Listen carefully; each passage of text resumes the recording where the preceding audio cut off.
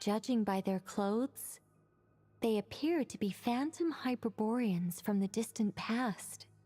That could mean they have some clues about the moon goddess's name, right?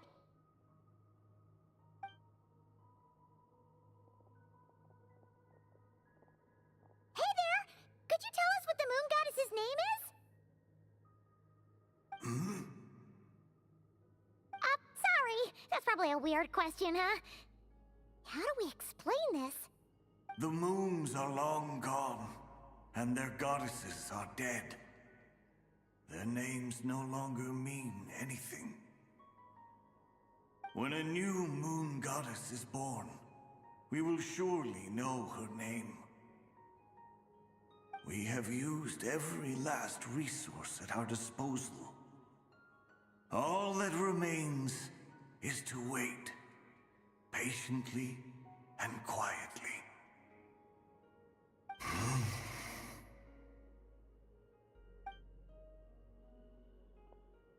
Were the people of the past all this devout? It looks like this phantom doesn't intend to converse with us any further. Surely the new moon goddess he speaks of must be Columbina. Alas, Kuthar's birth came long after the age in which he lived.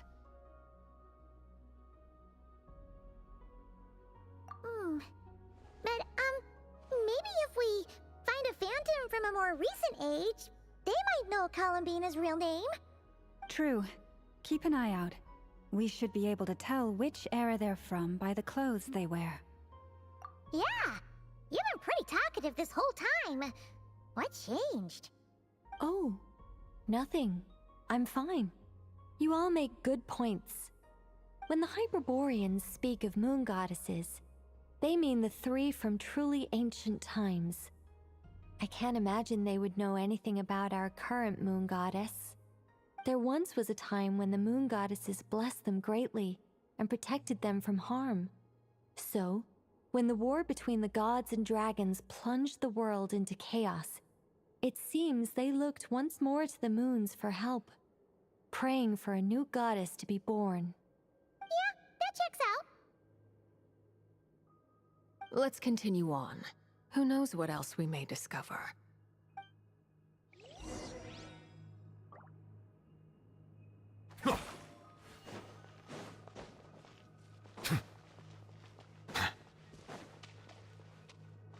There's a door blocking this path. Not a problem. Try this.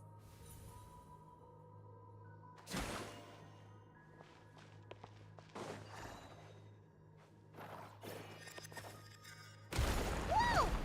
How did that door suddenly collapse? This device was maintaining the door. Is this our destination? Impressive. More precisely, this is a device that will help us reach our destination. Let's go. We still have a long distance to cover.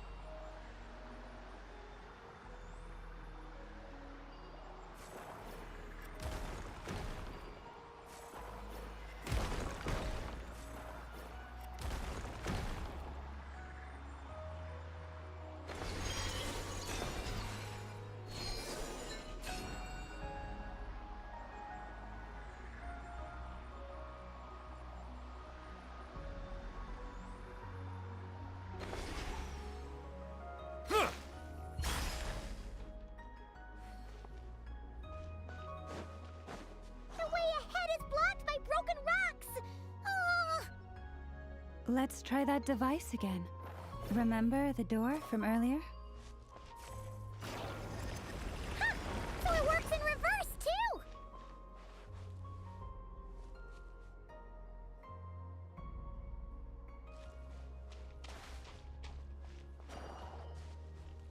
The humans we see are all phantoms, but the monsters are real. What a fascinating place. There'll be plenty of time to admire it later.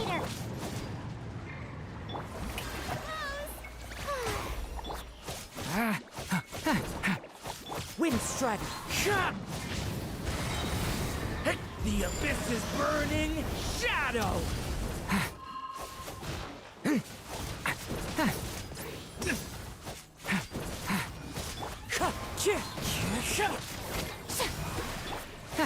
Watch out!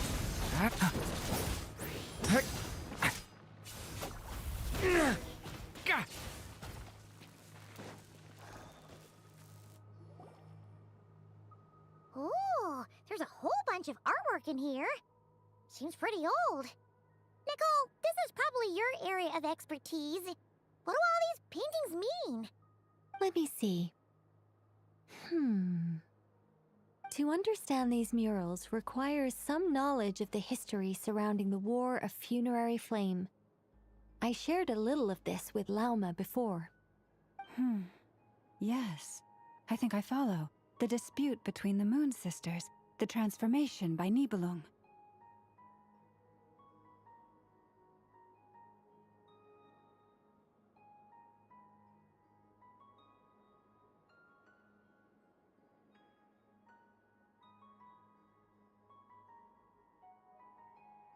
Oh no, it's no trouble. I'd be delighted to share the tale again. Alright then. Tevat's 3 moons and their goddesses were brought into being by the will of Nibelung, the then ruler of Tevat. But when the heavenly principles came, they changed the world completely, down to its very foundations. The moon goddesses were nowhere near strong enough to challenge this entity. But the heavenly principles did not view them as heretical entities that had to be removed. Essentially, the 3 moons existed to keep this planet alive and operational, which did not directly conflict with the heavenly principles' aims.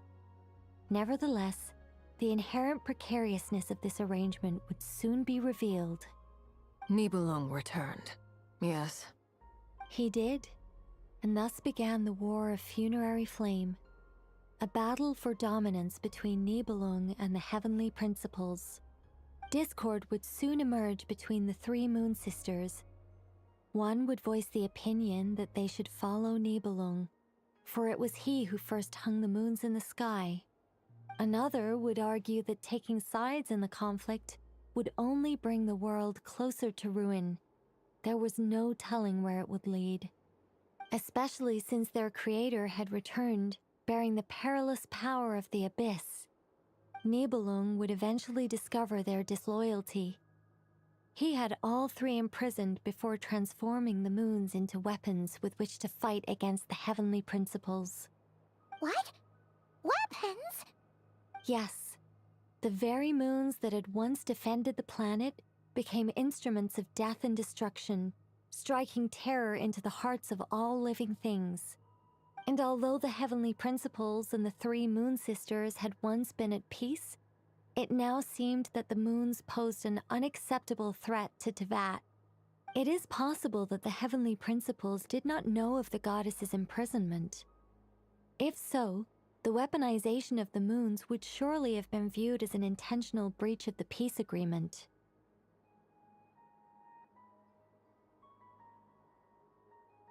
Regardless of who knew what, when, the heavenly principles shattered 2 moons and flung the other beyond the skies.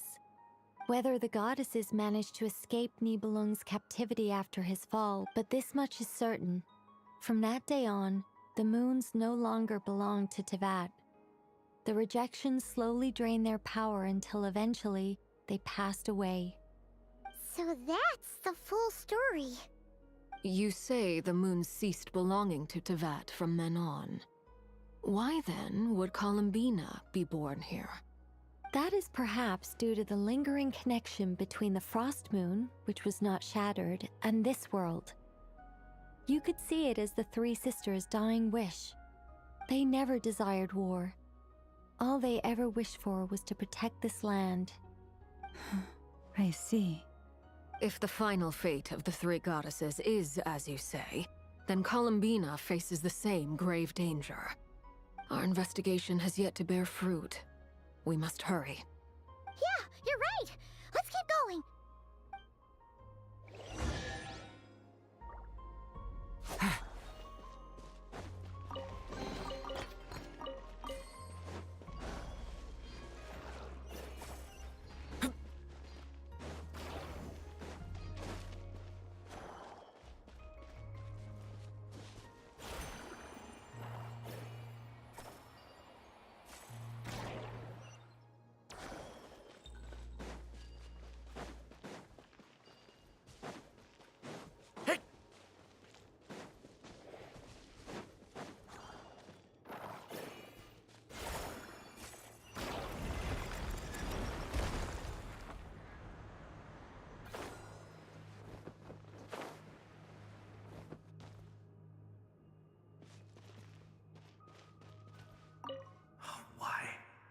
do the creators of this world no longer show mercy upon their people? Remember his words.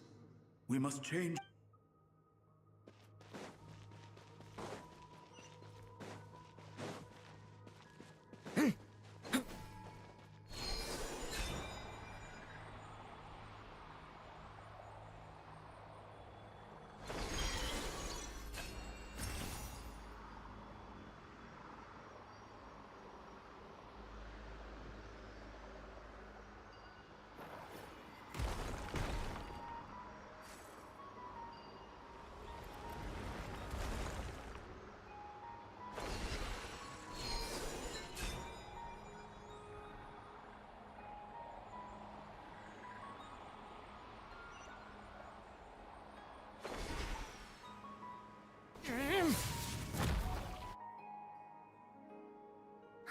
We're finally here. Guessing we'll need to activate this thing? Indeed. I was a little worried about that at first, but as we got closer, I sensed that the Kuvaki within it flows unimpeded. It should be functioning normally. The only issue is how to activate it.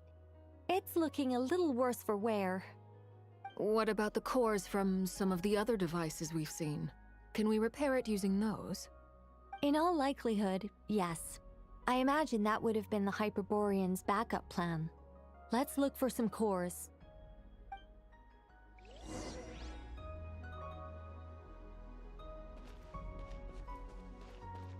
Huh?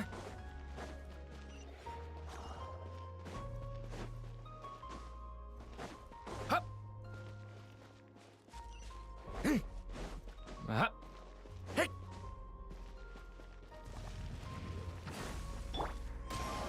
Chop! May I Stay back! Decay! Settle down. Huh.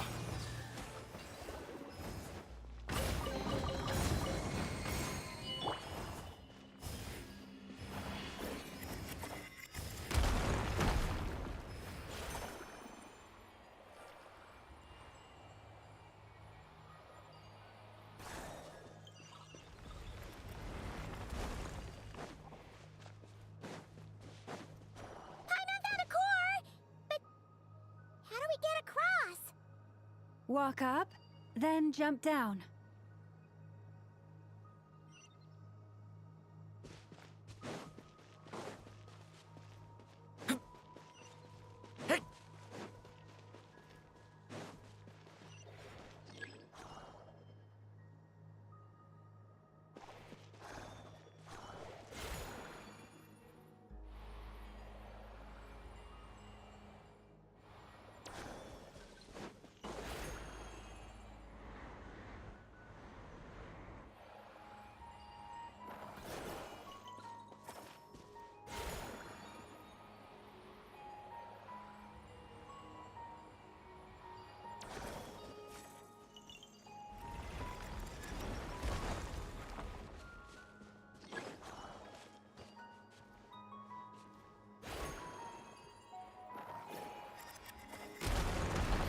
That should be enough cores. Let's head back.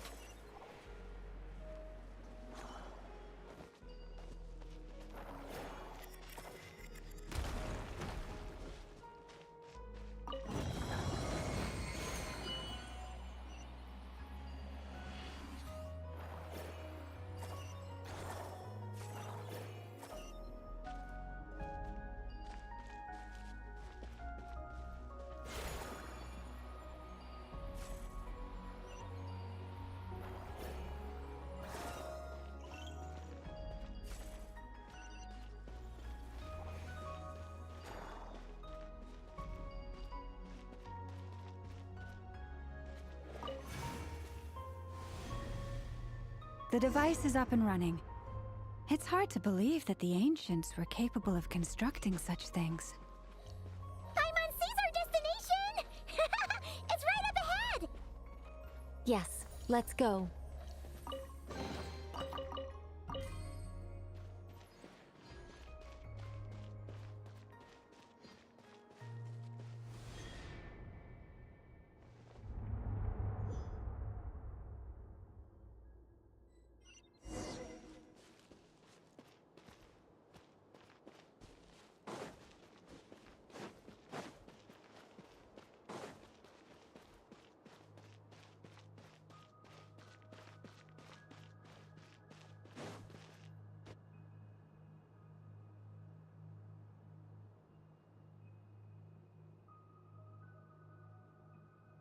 This is where the people of Hyperborea communicated with the moons.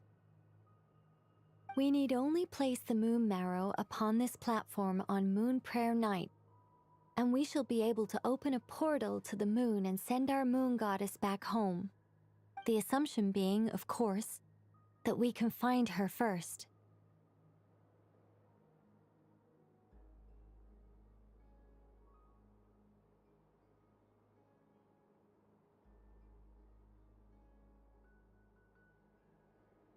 That's right.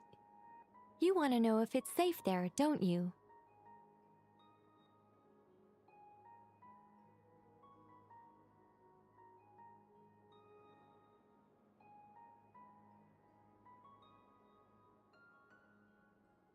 And yet, she has no choice but to return. You know this.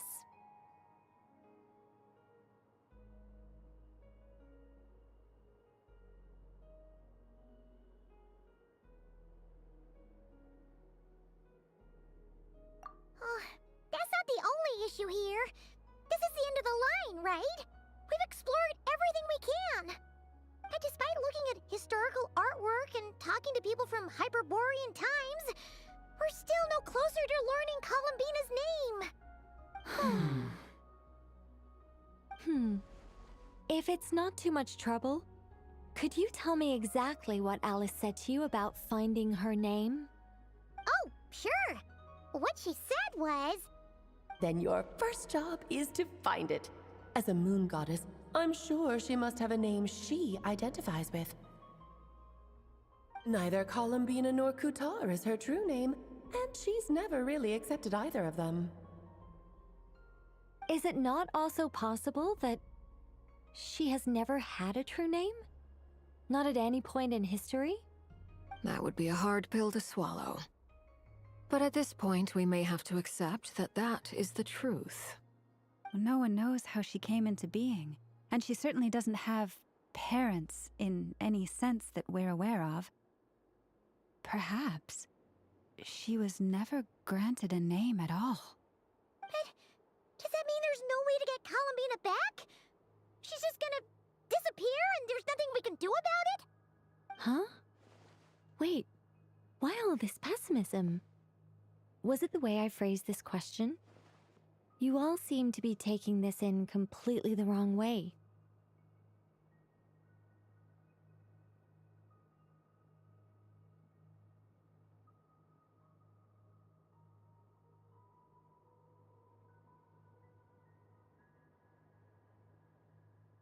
Well, just because she's never had a real name in the past doesn't mean she can't have one now.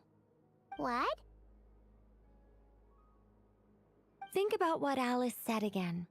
She never once said that you'd have to find a new name, did she? Are you saying what I think you're saying?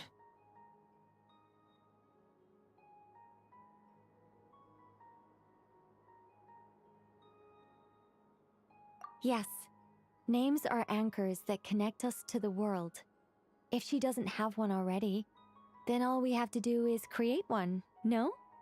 It's like... yes. Traveler, when you first arrived in Teyvat, do you think you would have turned around if someone behind you shouted, "Hey, Tumaini!"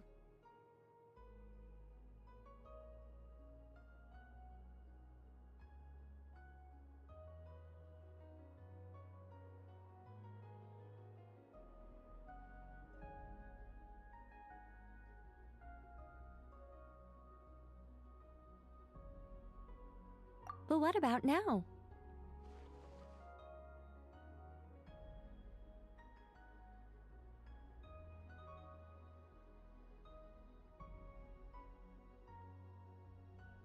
I understand what you mean. Life is a long journey. Even the friends and family by our side can change over time. When people call you by different names, what matters isn't so much the words themselves, but what they symbolize. And of course, whether that resonates with you. Lumine. So, Close your eyes and picture the moon goddess in your mind. If you were to call out to her in this moment, what would you say?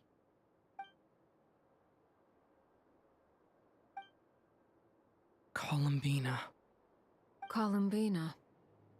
Paimon would call her Columbina too. Well, she has long forsaken everything that Kuthar represents. I think from now on I should call her Columbina too. Well, it sounds to me like you found your answer.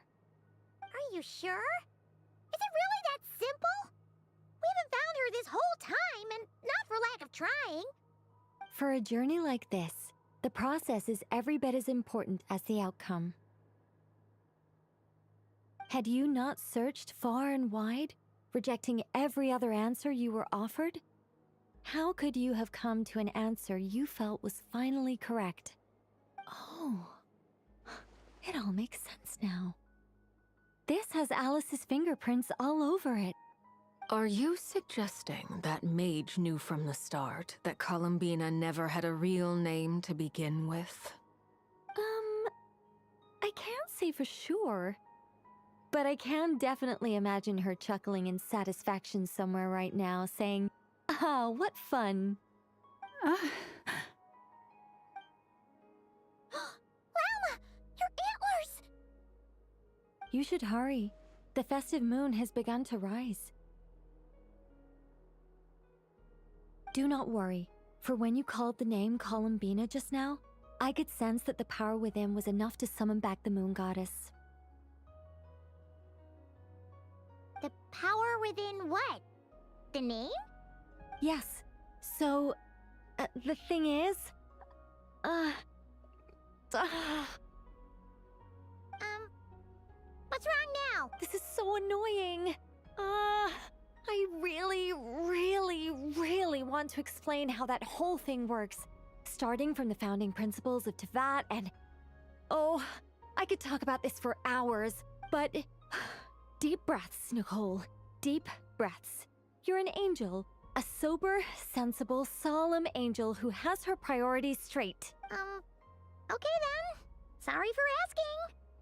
Clearly a bad call on Paimon's part. Anyway, you all need to hurry. Last thing, remember how it felt when you called out that name. then it is agreed. By the name Columbina, we shall find her. Then we'll throw her the best Moon Pair Night party. And at last, we will send her home.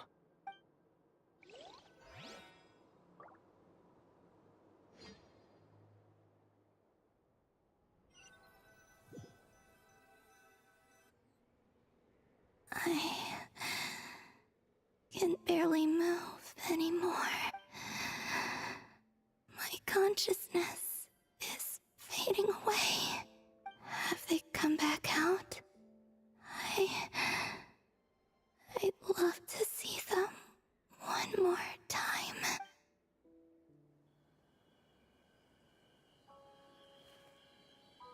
They didn't make it.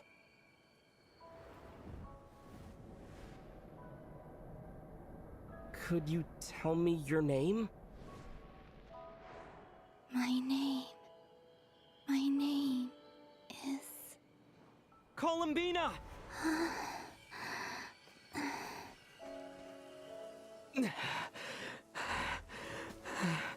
Columbina! Are you here? Columbina! That's the name you gave when we first met. And it's what I've called you ever since. Columbina. It's a fine name. I have many fond memories of Columbina, and so do all of your friends.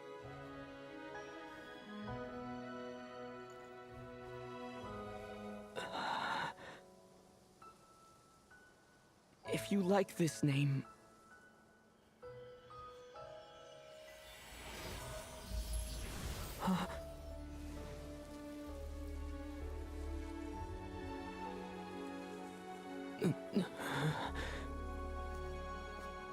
Looking for me?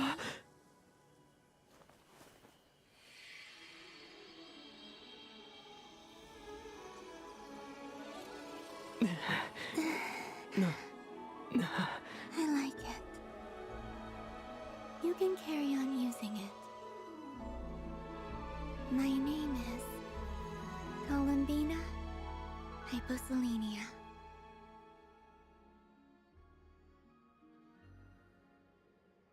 Columbina Hyposelenia. That's a wonderful name. I never thought that Columbina would become my real name. But after I met you and my other friends, the things that this name stood for slowly began to change. It went from being a Fatui code name to something my friends call me.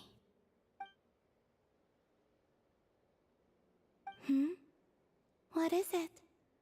Why aren't you saying anything? I'm just so happy for you.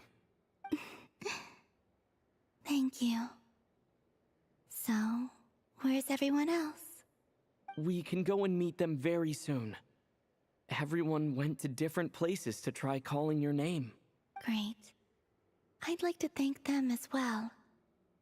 Everyone's done so much for me. Searching for my name, entering those ancient ruins. Huh? Wait, so you were... Yes, I was there. Not physically, but my consciousness was still holding on. I followed you the whole way. Starting from when? You turned around and called out my name while you were in Nasha Town. Do you remember?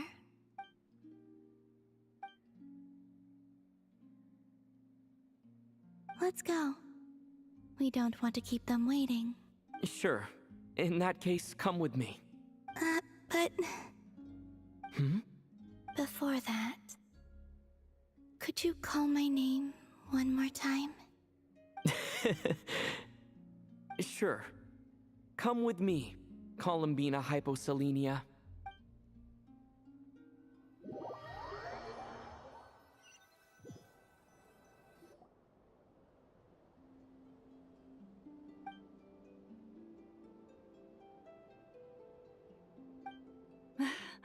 Columbina! Oh, this truly is wonderful. Llama, I can't breathe. Ha ha! Just in time for Moon Prayer Night. It's good to have you back, Miss Columbina. Yeah, we were worried sick. Thank you, my friends. With your help, I now have a name that belongs to me. Columbina Hyposelenia. Where's the second half from? You added it yourself? That's right. It means... Born beneath the moon. Yes. And by extension, it can also mean born beneath this world. A fine name. Now, as much as it pains me to interrupt this beautiful reunion, I feel obliged to remind you that the Moon Prayer Night celebrations in Nasha Town have already begun. Don't you want to enjoy the festivities? There's so much to see and do. And some of the ambient lighting and entertainments were sponsored by the kind souls in the Hexen Circle. Nicole? Why have you turned into Dodoko? So you're Miss Nicole. Thank you for helping us, and for helping me find my name. It's nice to finally hear your voice. You're quite welcome. Guiding lost people to hidden treasure is what we Seelie do. And if you ask me, spiritual treasures are far more precious than material ones. Chests are all well and good, but this was what it's all about. Ah, so satisfying. Anyway, I had to go help Alice. It seems like she ran into some trouble. That's why I couldn't be here in person. But don't worry, we're with you in spirit. We'll be celebrating right along with you. Keep an eye out for the Hexen Circle's festive stalls in Nasha Town. I think you'll like what we came up with. Alice said she even managed to rope B in this time. The Frost Moon Scions have also prepared various attractions. I believe Aino and Effa and their crew are setting things up as we speak. On that note, Nefer, about that request I made. It's all in hand. Yehoda is on site to ensure that everything goes off without a hitch. Wonderful. In that case... Huh? Come on, Columbina. It's time to celebrate the best Moon Prayer Night ever.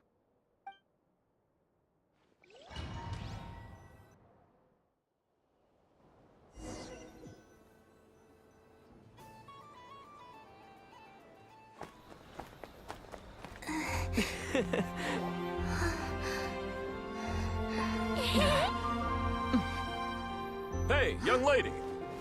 Would you like some Moon Prayer Night candy? Happy Moon Prayer Night. Oh, yeah. I almost forgot to say. Welcome home, Moon Goddess.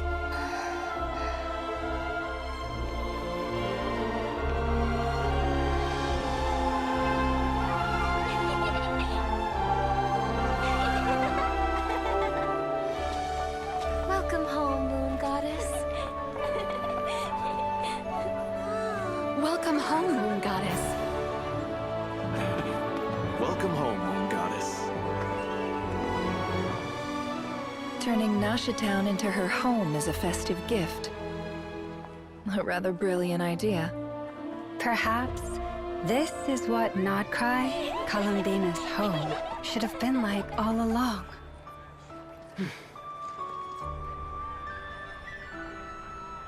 Thank you for the gift. I like it a lot.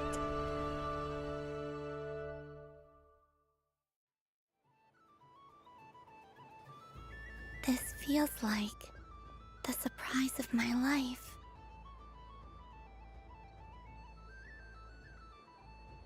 I do. I never imagined I'd ever get to enjoy Moon Prayer Night with everyone so freely. If you're happy, we're happy. Quite a strategy you came up with. Hide the tree in the forest. It's not your usual style, Lauma. Is there something about Moon Prayer Night that enhances what's in your head as well as the antlers on top? Apparently so.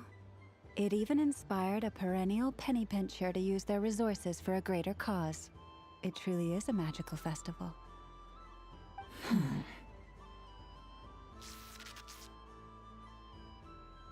I see it now. This bickering is actually a sign of a strong relationship. Huh? What's everyone doing here? Oh! Miss Columbina, you're back! Yes, I'm fine now. Thanks for your concern. How's your progress with Alice's assignment? Very well indeed. I've never heard her sound so excited. Not like this. This time her excitement seems more serious. Seems like she's had a major breakthrough. She said she'll contact us once she knows more. In the meantime, we're free to relax and have some fun. Enjoy the time off while it lasts. I have a feeling that our next task won't be so simple.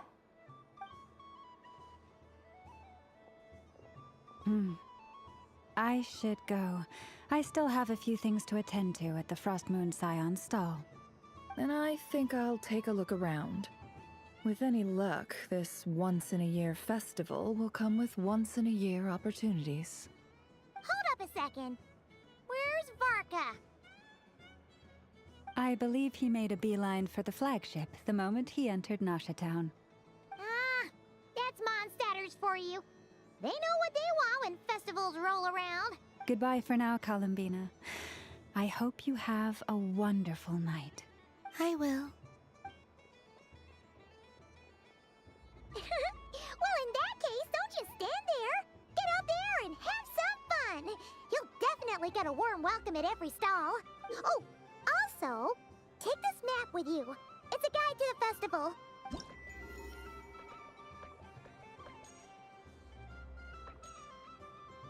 The Frost Moon Scion stall is over here. Lauma's invited a whole bunch of cute animals to celebrate too. Over there is the Hexencircle section. Alice seemed more excited than anyone about this festival, so she insisted on making it a grand affair. Oh, and then there's the Nasha Town local specialties, including... Actually, forget that. Better if you go check them out for yourself. Thank you. It looks like a lot of fun. You're not coming with me? We'll be around. But don't you want to browse by yourself for a bit first?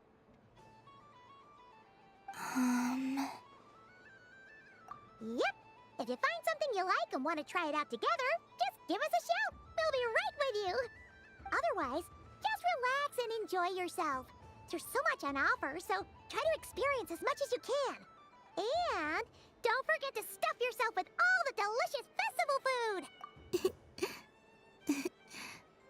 Alright then, off I go.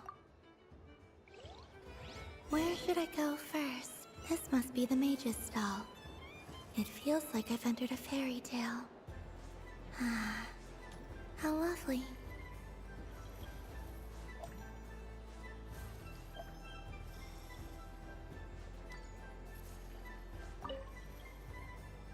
A soft and furry creature that bounces and jumps. Welcome home, Moon Goddess! This one talks too. Allow me to introduce myself. I am a Dodoco from a distant archipelago, the most mischievous of all my Dodo brothers and Dodo sisters. When the going got tough, I powered through, and when I met obstacles, I boomed them away. That sounds like a lot of fun. Doesn't it just? Oh, but then the trouble started. Recently, I found a lovely beach, the same beautiful jelly color as my hometown, and so I dove in to have a look. Only to find it overgrown with seagrass and nasty little spiky fish everywhere, looking to turn me into a Dodoco kebab. I made it back to shore by the skin of my teeth, but my tail was sorely hurt. Couldn't you just boom them away? Oh, I wanted to, believe me. But I've heard that you, Moon Goddess, can understand animal speech. The last thing I wanted was to cause a gigantic fuss and get taken to court by a school of spiky fish. And so, dear Moon Goddess, I was wondering if you might lend me your allegiance.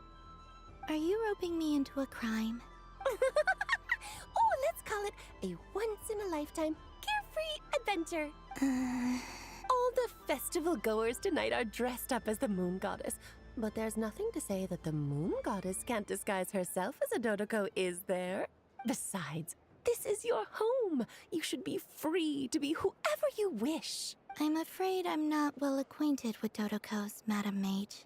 Oh, that's quite all right.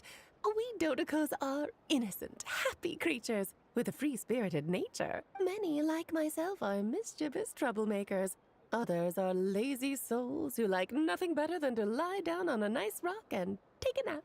In our eyes, every creature who yearns for happiness and freedom is a Dodoco. But perhaps in yours, we Dodoco are a fluffier and more mischievous breed of Kuhenki? Yes, that is a much easier image to follow. Oh, wonderful! Then let's play! Grab onto my tail and follow me into the sea!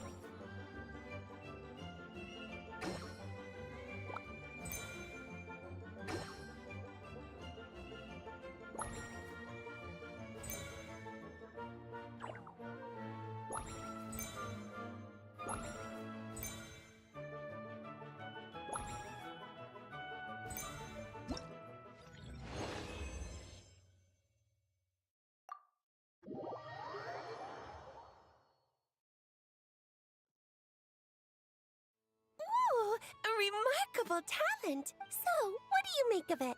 The use of Jumpy Dumpties doesn't come as naturally to me as Kuvaki. I think they call this... novelty? Indeed! Not bad. Any guilt? What do you mean? Oh, wonderful! Lovely answers to all three questions. Remember, if you find any meanies living on the moon, you can use this to boom them into oblivion! I will.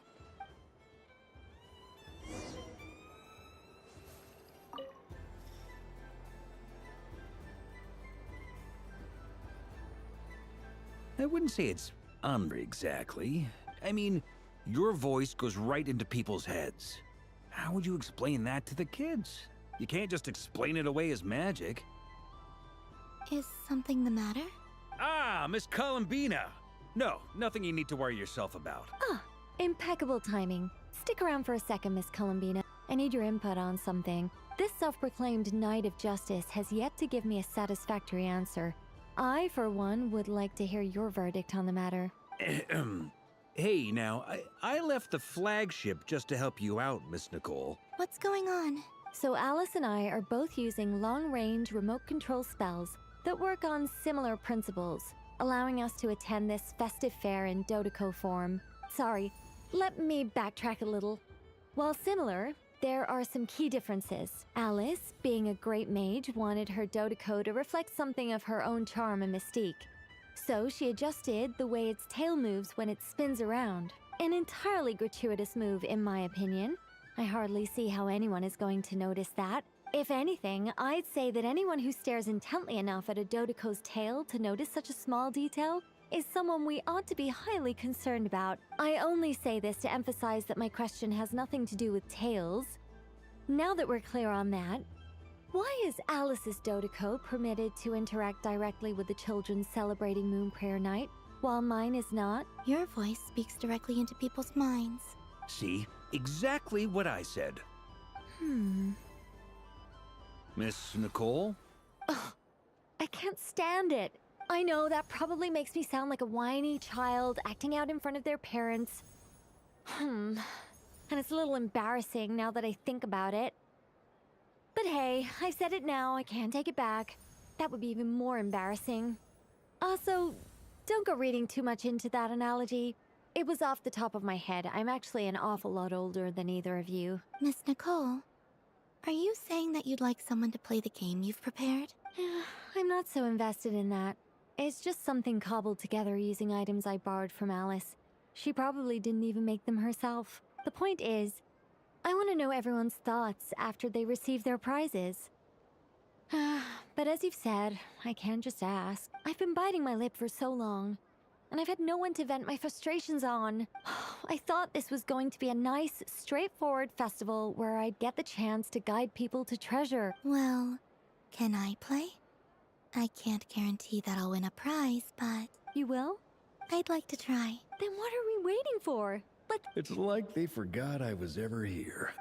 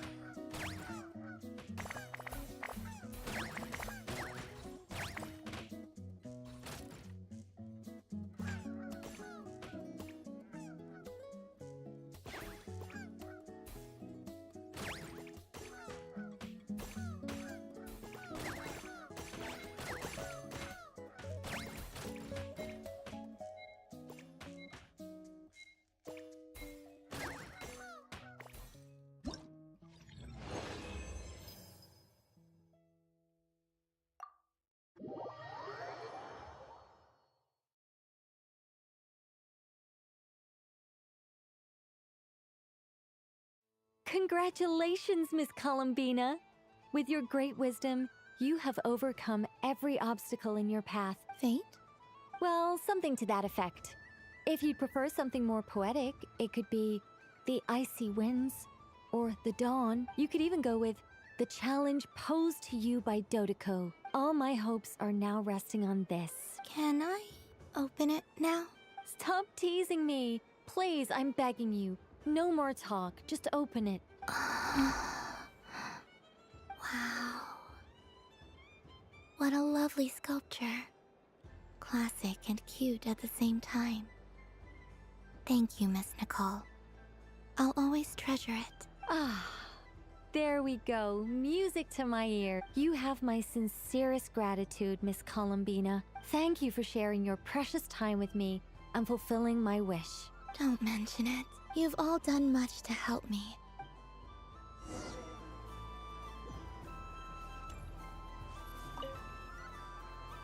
Welcome home, Moon Goddess.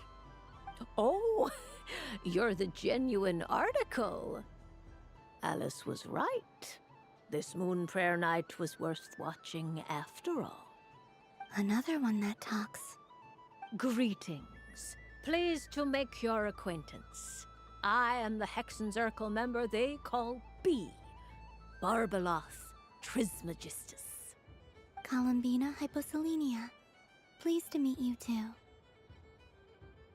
Hyposelenia. A fine name indeed. Now then, Miss Columbina, do you wish to hear a mage's divination? Divination? The Frost Moon Scions used to ask me what would happen in the future. Is this like that? From the perspective of the one seeking answers, perhaps. As you look to your journey ahead, if you seek to understand the unknown, resolve your doubts, and soothe the confusion in your heart, divination could be for you. The unknowns on my journey. Of course, if one wishes to peer into fate, then hydromancy is the more precise option. But that is a complex affair, and to relegate that majestic art to the status of a festive amusement would seem somewhat uncouth. Besides, it is sometimes better to not know fate with great certainty. Hence, I shall use the suitably festive Luna Arcana to tell your fortune instead. It is more popular with the youth in any case. Lunar Arcana. Indeed. Unlike hydromancy, this will only display possibilities and trends. People like to think of themselves as creatures of agency and free will. Peering too far and too clearly into the future is detrimental to both body and soul. I'd like to give it a try. Of course you may. Come then, take a seat, Miss Columbina. Before we begin, are there any specific questions you would like to ask? Let's stick to general possibilities and trends, like you suggested. Ah, very well. Then I shall use the basic Lunar Arcana deck. Now, try to relax. Cast your mind upon the things you have experienced and the things you are soon to experience. I will shuffle the deck. Would you like to cut the cards yourself? You do it. No problem. Now then, to make things easier for the seeker, that is to say, you, I shall decipher the cards from your perspective.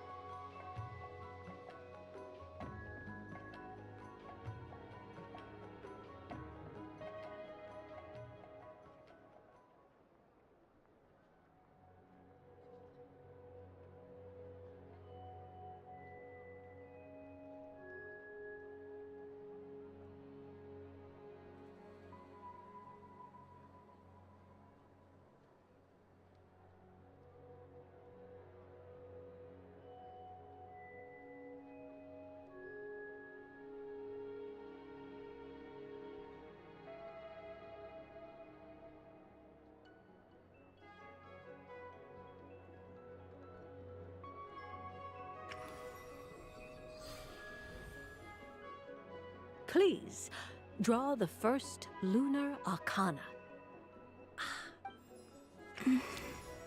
Now, draw your second card. This. And now the third arcana.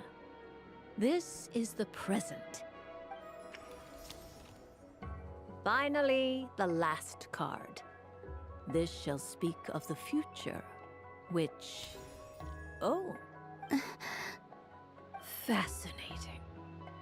I've never encountered this before in my role as a diviner. Something has exerted an influence upon this card, causing it to leave its designated position. What do you make of this, Miss Columbina?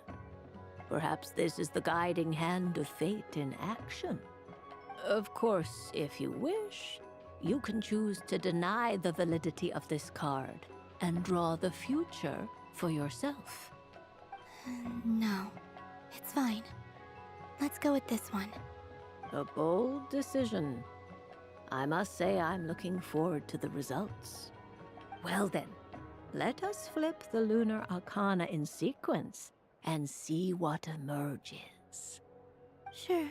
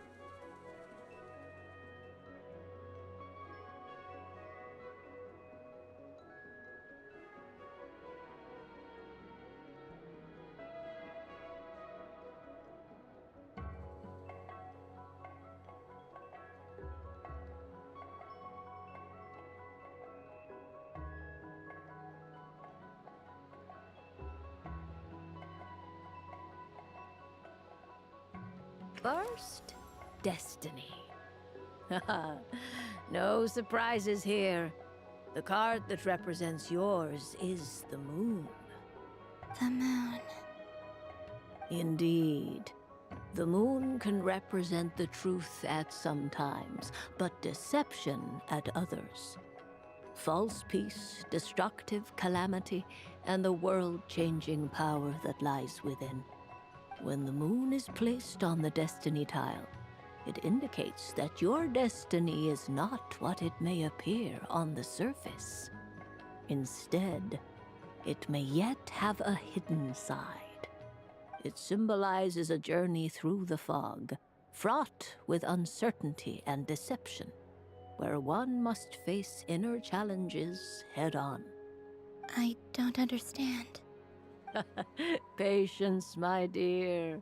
This is but the first card, which serves as a basis for the interpretations that follow. Our divination will only grow clearer from here on out.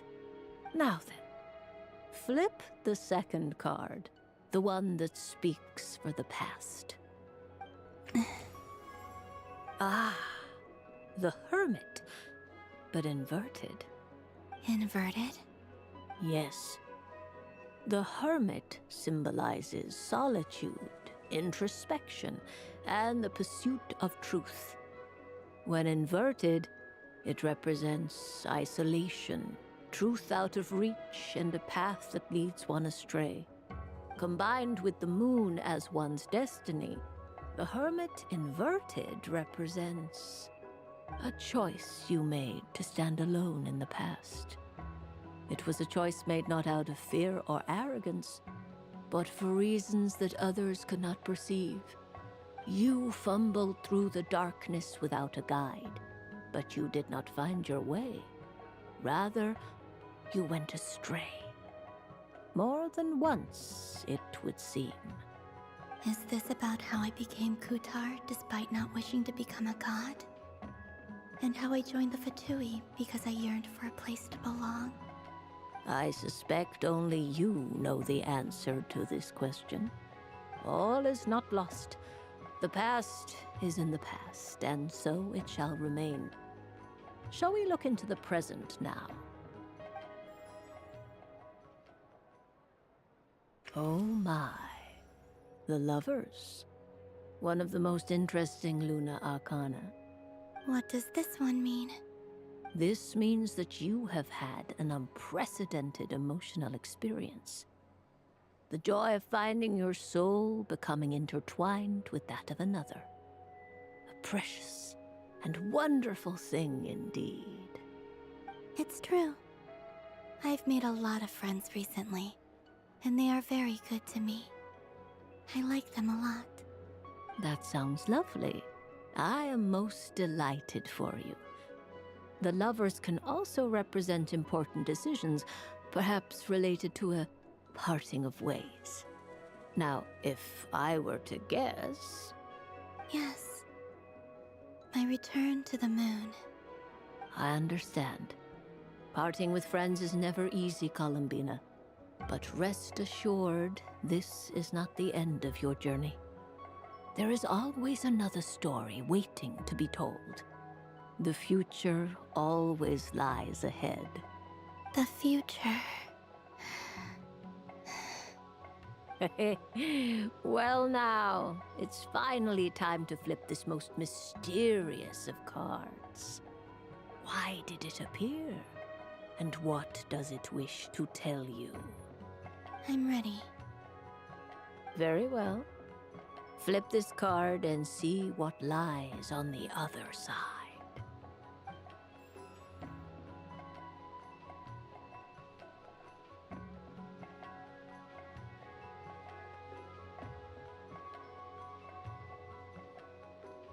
Oh. Miss Barbeloth? What is it? This card is death. That doesn't sound very good. It depends on how we interpret it. It is true that it can represent an agonizing death, a complete and utter end, but at the same time, It can also represent rebirth. Do not forget that your destiny card is the moon. That lends your future many different potential meanings. If death spells the end, is it unavoidable? As I have said, divination can only display general trends. It is a rough guide, but it does not show predetermined outcomes. Allow me to summarize it for you. In the past, you may have lost your way, but now you have gained new connections and new strength. You now face an important decision, one that may bring about a great change in what is yet to be. This change might, in turn, be the end of all things, or their beginning. But remember, everything is subject to change because of the moon present in your destiny. You must see the truth clearly and face your innermost thoughts. The truth. My innermost thoughts. Thank you, Miss Barbeloth. Don't mention it. Some people dislike divinations, for fear of glimpsing an ending to their story that they wish was not so. But I can see that you're different. The result of this divination will not sway your decision. This is a rare quality, and one that diviners always hope to see in the seeker. We are here merely to guide, not to exert undue influence. I understand. Go then and illuminate your future, Miss Columbina. The moonlight that shines from you now is most captivating.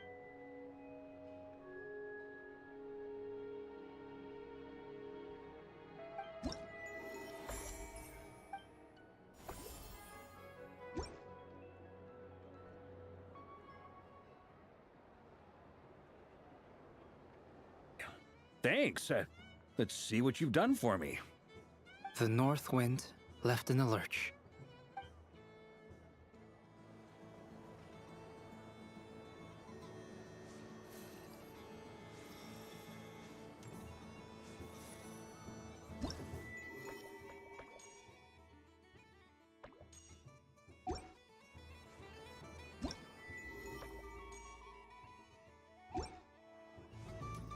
What's this? Should I give it a try?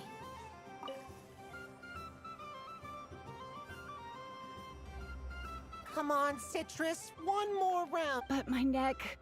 You should take a break. Yeah, don't push yourself. Hey, don't look at me. What are we gonna do? Do you need any? Yes, we do. We need one. All right. Could you teach? It's really simple. You just throw the dice and move by that number of tiles. Rolling a hamster means you move one tile. A paper frog is 2 tiles, and a flying squirrel is 3 tiles. Okay. So, we're all set? In that case, please take your...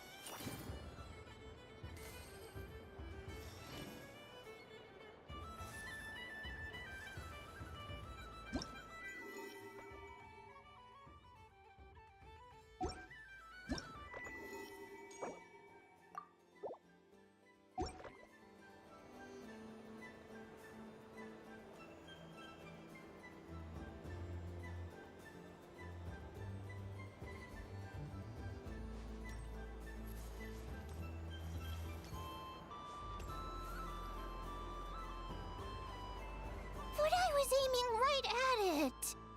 Aw, what a pity. I saw it with my own eyes. You were so close. So very close. That's not true. It dodged out of the way right as I was about to snag it. I'm sorry? You heard me. This paper frog can move. I swear. Dear, oh dear, what are you saying? How could a paper frog move? Unless you believe there really is magic. But even if I, the mere humble merchant that I am, knew such magic, surely I would not use it on a paper frog. I'd sooner give Mora legs, so I could walk right into my purse. My dear, dear customer, why not have one more try? Just think about how much experience... Darn. Take your time, but don't take too long. This event is Moon Prayer Night only. Miss, next customer, please. Welcome. Hello. Whoa, what's this big one doing over here? How do I tell my employees not to go running around this time? Dory? Why, hello there, Miss Columbina. Would you like to play my ring toss game? How much for a Oh, first time's free. Not a single Mora. After that, with your sharp sharp skills, I'm sure you'll win all the prizes in one fell. That was an obvious enough hint for them, right?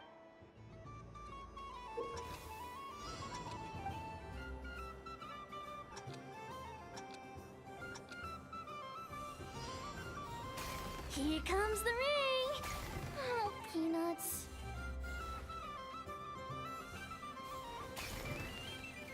Change tracks. Roselle, should we move or not? Just a tiny bit. All right, then I'll... Oh, sugar plums, not the clock hands. Let's see now. Wow, very good. That's the highest score we've had all night. And here's your prize. Now, how about another round? As for the cost... Happy Moon Prayer Night, Miss Columbina. Happy Moon Prayer Night, Durin and Hat Guy. Yes.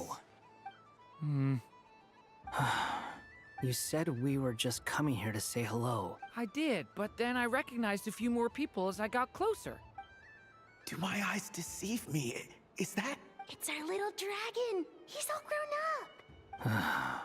Someone's popular. Well now, since you came all this way, why don't you try out this lovely game we have going? First try is free. He'll have a go. I'll pass. It's only one free try per customer. You can... I'm aware. How has Elder Almond been lately? He's in great shape.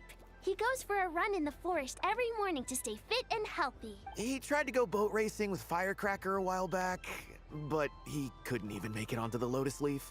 How about you, little dragon? Can you still fly? Yes, I can. But you've become less chatty. Has growing up been tough on you? We call that maturity. You know, the thing people sing about. The knight wields a sword of stone. Stone is very... That's awesome! I want to be a knight when I grow up, too. Ring, here I come!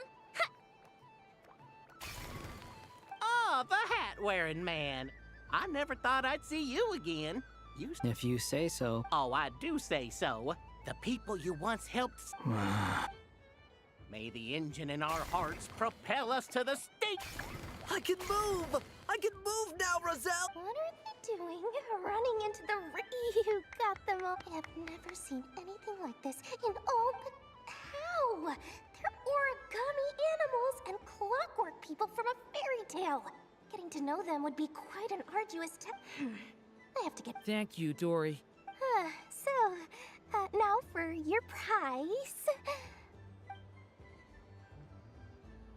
Oh, sweet grand prize. Good thing I've already turned a profit from... Okay, What? I leave for 2 seconds and someone's already claimed the grand prize? Oh, well, these things happen, you know? Perhaps perhaps you'd be interested in one of the other prizes instead. Here. You can. Huh? But. Don't worry about it. It will. Oh, thanks so much, Miss. I mean, Moon Goddess. Oh, goodness gracious, Columbina. Give me strength. How am I supposed to make any more money from Daddy, look! That's the game I was telling you about! Forget it. She is the Moon Goddess after all. Huh? Oh. You can take mine if you want. What? Why? Why are all these bleeding hearts coming here to ruin? Happy Moon Prayer Night, everyone. Happy Moon Prayer Night.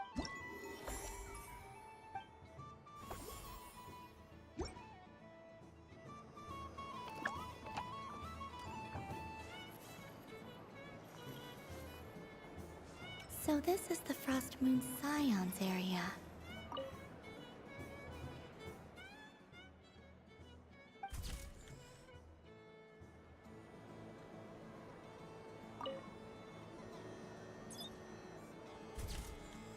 And done! I think it looks quite funny. Well, Paimon, it looks like a silly chic badger and a rhyme-horned deer that's about to fall. Maybe I'll stand on the sheep. It looks like we've attracted the attention of quite a few animals.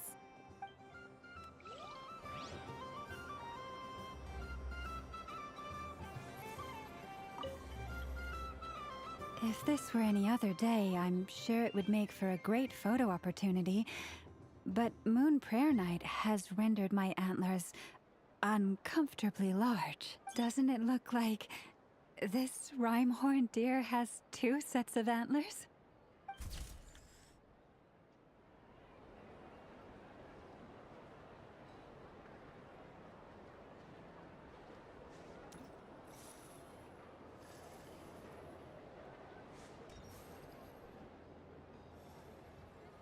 Wow, the Frost Moon Scion stall looks kind of... I don't go to Hisi Island much, but it's got that, like, old-world cultural feel.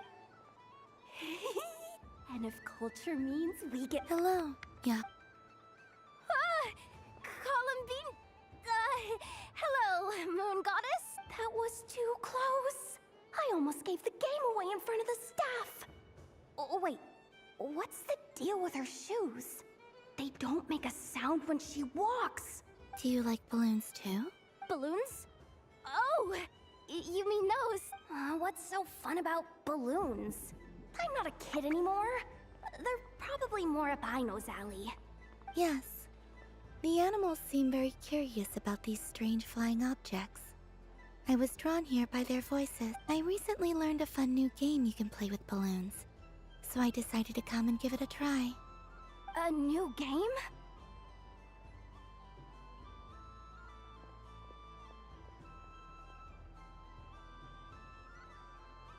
Hello. Welcome home, Moon Goddess. Here to buy some balloons? Yes. Could you give me a few that haven't been inflated yet? Are you sure? I guess it's not a problem, but... Yes, please. Thank you. Uninflated balloons? But those are just little rubber pouches. What does she want with those? Would you like to play the balloon game, Yehuda? Huh? Sure. I guess. How do you play it? Wait here a moment.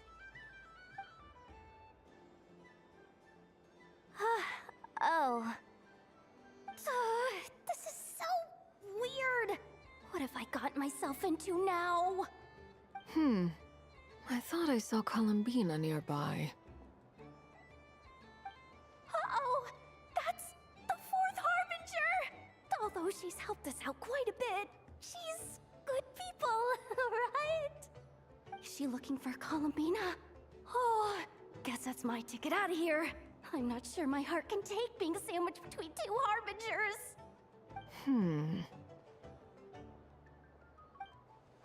Which stall is she checking out? Oh, it's that other Frost Moon Scion's one. Try on the headgear, see what it's like having antlers or animal ears for a day. Oh, I wouldn't be caught dead wearing that stuff. So embarrassing. I have enough gear to carry as it is. Wait, what? She put it on? How peculiar. This would take some getting used to. I wonder if this is what it's like for Lynette. It really suits you, ma'am. What is this? She was so intimidating a moment ago, but now, dang, she's really rocking those ears. How does she make them look so cool? I suppose I may as well keep them on for now. All part of the festive experience. She's coming this way. How do you do, Miss Yehoda? Oh, jeez. Don't talk to me while wearing that thing. Where am I supposed to look? Oh, hey there. I'm looking for Columbina. Have you seen her? She just... Huh?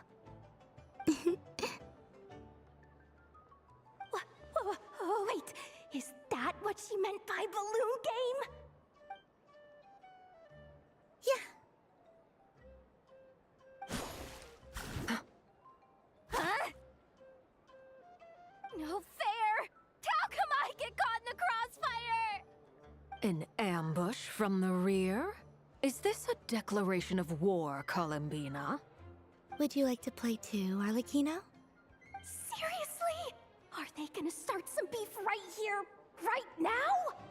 Gladly. That said, I believe there is another who would like to join. Boss Nev! Thank goodness! You've gotta get me out of here! Things are kicking off big time! Hello there. I'd like 10... no, make that 20 balloons, please. Uninflated. What? Miss Moon Goddess, I hope you're prepared to pay the price for assaulting my employee. Welcome to the game, Nefer. Just to be clear, let's keep this a fair fight, okay? No strange powers, please and thank you. Naturally. Don't just stand there, you... Huh? Do I have to? Of course. Don't forget, the Curatorium has a reputation to uphold. I knew something like this was gonna happen.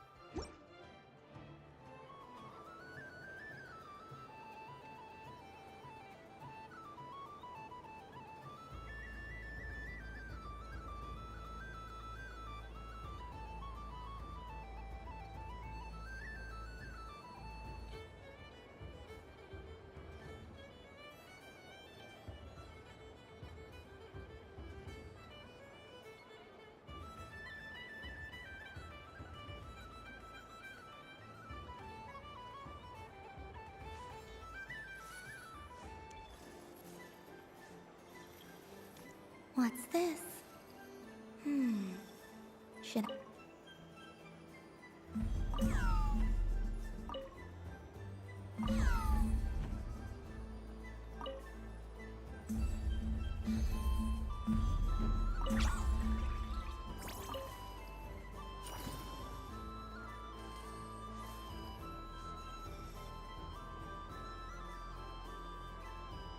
I wish for a never-ending supply of Laka berries. What a humble wish.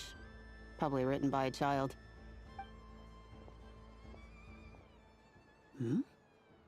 Is that Lauma the Moon Chanter?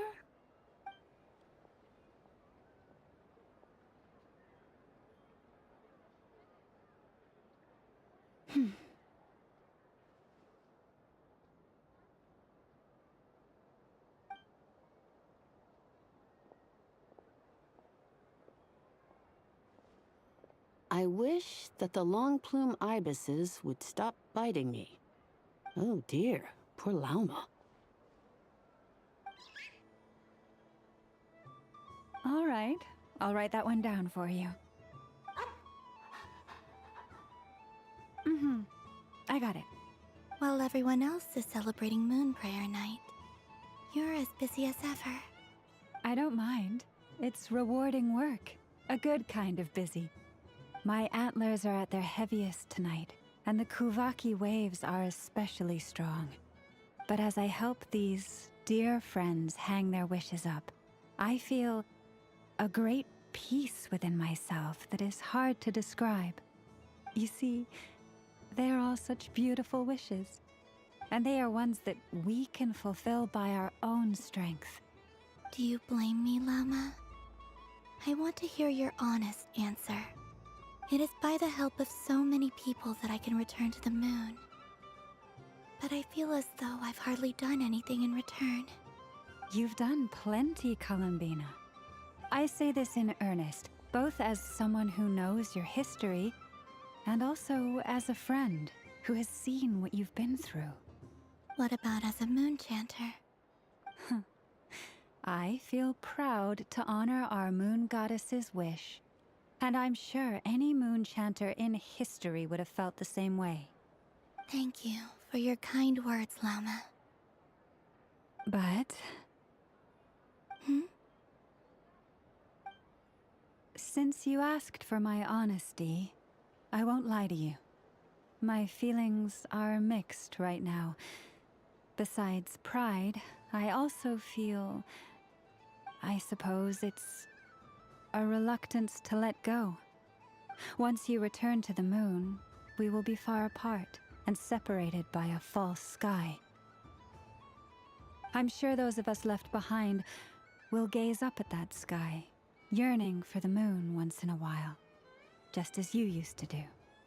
I will miss you, Llama. I will miss you all. I hope to stay in touch. I will try and find some way to send messages down from the moon. Perhaps you could use Kuvaki. I've heard Yehoda say that signals can be sent using long and short waves, or strong and weak lights. That sounds a little complicated. What if we forget what the signals mean? We could prepare a codebook beforehand, but... You're right. It wouldn't really suit you. Still, whatever happens, I believe that you will find your own unique way of communicating with us. And now that I think about that, my heart feels lighter. Because you trust in me? Yes. I have faith in you, and in the power of truth. In my experience, the truth tends to be difficult. But that's what makes it stand out from what is false. So I'm confident that your thoughts and your love will shine through the curtain of lies. We will know it when we see it. Thank you. Now, could you help me hang up my wish? Is this? I wish that all who dwell in this moonlit world can find a place to belong. And I wish that I shall one day see my friends again. It's 2 wishes. I hope that's not too greedy of me. Not at all. And I think you speak for us all with the second one.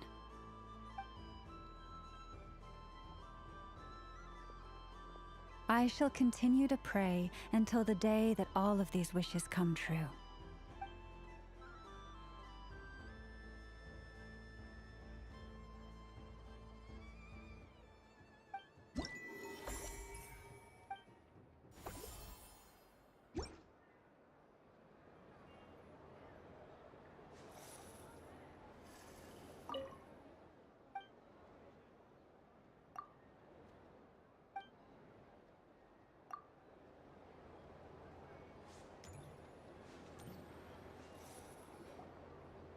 days. I prefer sunny days. Ah, well, you are as warm as the sun itself, Moon Goddess. Very well. I believe your spirit animal has to be this most adorable chic badger. Wow! Thank you, Mr. Talking Magic Lamp. Have a very happy festival, Moon Goddess. Flens? That's you, isn't it? Shh. It's our little secret, my dear traveler in Paimon. Okay, sure, but why are you here selling sugar sculptures? Everyone celebrates in their own way. After gazing into the abyss and spending time around gravestones all year, what better way to relax than to see sunny smiles on the faces of the living? Besides that, I like to think of myself as a fair judge of character. I dare say matching personalities to confection suits me rather well. That's not what Paimon was talking about. Aren't you afraid that your true identity might be exposed? Should I be? There is all manner of magic in the air this moon prayer night. Thanks to the work of the great mages, I see Miss Columbina is hiding in plain sight. Why should I not do the same? Why miss this rare opportunity to enjoy a special evening in my true form? Fair enough. You got a point there. People who don't know you will probably think you're just a talking lantern. Well, now that we see eye to eye, what brings you here? Ah, well, actually... Here, see for yourself. Oh, this is... Yeah, we just met Barca, and he said that having everyone draw their own section was kind of boring. So, he did your bit for you. Ah, Varka. Ever the maverick. I see his artistic skills are truly one of a kind. In that case, I shall paint something on Mr. Albedo's behalf in a short while. What? Why not now? Ahem. Welcome home, Moon Goddess. Phew, that was close. Hello, Flins. She recognized you right away! What keen eyes you have, Miss Columbina. Especially considering they are shut. I did not see you. Rather, I sensed you. I can sense the fluctuations in Kuvaki all around me. One would expect no less of the Moon Goddess. Might I interest you in some candy? Yes, please. Excellent. I shall make some for you right away. Something the matter, Miss Columbina? What about my spirit animal? All the other children carrying sugar sculptures are talking about it. Wait, is she taking the test seriously? Ah, my apologies. How could I neglect that? You are quite right, Miss Columbina. Every one of us has a magical creature living in their heart. Would you permit me to help you find yours? Yes, please. Do you prefer the day or the night? Night. Which of the 4 seasons is your favorite? Winter. Think of a perfect day. What is the weather like? Sunny, rainy, or perhaps cloudy? Rainy in the morning, sunny at night. What kind of answer is that? Forests, lakes, and open seas. I like them all. Imagine you opened your very own shop. What would you sell there? Moonlight, I think. Wow! Paimon would totally shop there. It wouldn't cost anything. You'd just need to visit. Aha! I believe I know what your spirit animal is. Here, for you. Oh, it's a Kohenki! Indeed. A free-spirited being with a deep love for all things here in Nodcry, who selflessly lends her aid to as many people as she can reach. It is the perfect fit for you, Miss Columbina. Thank you. It would be my honor. But you shall have to forgive me. We have known each other for quite some time. I doubt there is any answer I could give that would come as a surprise to you. So instead, would you accept this sugar sculpture as a token of our friendship? It's a lantern. Hey, why don't you two go enjoy your candy over there? Paimon wants to try out this spirit animal thing too. Right, Blintz? Come on, play ball. I got this drawing done. But I want to hear Paimon's answers. But it'll probably take ages. Paimon's a complex soul. And we don't want your candy to melt while you wait, huh? Oh. Okay then.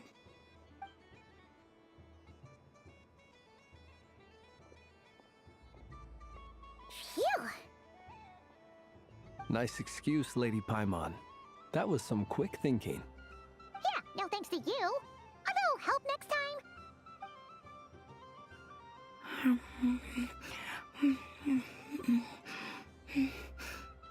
It's sweet. Is that Laka berry? I wonder what flavor the traveler got. This way, this way! It's the candy-selling lantern! I'm coming! Of course. Traveler, maybe we can share? Yes. I found out recently that people share their food sometimes, so I'd like to try it. Thank you.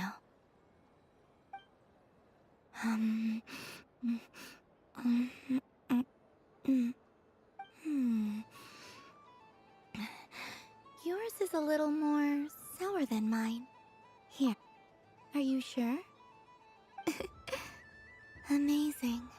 My sugar sculpture has shrunk, yet my heart is filled with feelings of sweetness. I will remember this feeling. Sure.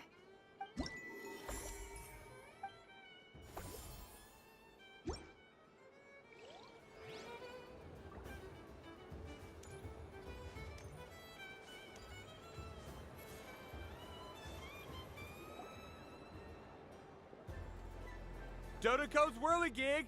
Come check out Dodoco's Whirligig! Ah, welcome home, Moon Goddess. Might I ask what this is? Ah, it's a very special amusement sponsored by the great mage herself. Ride on a soft and furry Dodoco and I say that, but I'm just following a script here. Who is this mage, anyway? And what the heck is a Dodoco? I'd like to ride. No problem. But, are you by yourself? Is that not okay? Oh, no, it's fine. It's just that each Dodoco can accommodate 2 passengers. Would you like to bring a friend along? My friend... That should do it. Now, we just need to get everyone else to draw something on it too. But, we gotta keep it a secret from Traveler? I want to go on that ride. Will you join me? Let's go then. Don't worry. Paimon will do the rounds. All right. I think we have to wait in line over there. Please take your seats. For safety reasons, you mustn't try to leave the ride before it comes to a complete stop. All right, you're all set. I wish you both a wonderful journey.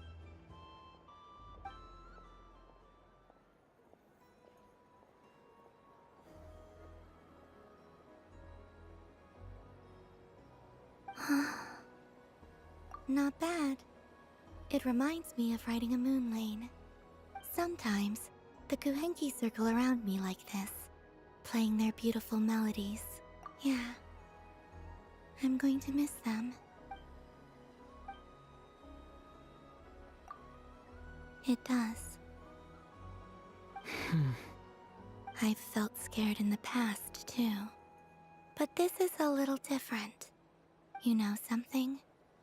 I got to see a lot of fascinating... I saw how the Frost Moon Scions act around their families. So different than how they used to act in my presence. And I also saw how they interact with their friends. It made me curious at first. Why do people act so sincere when they're worshipping gods, but save their truest, warmest feelings for each other? Slowly, I came to realize that it's because they trust one another. They know, deep down, that they'll be accepted for who they are. All of it. The good and the bad.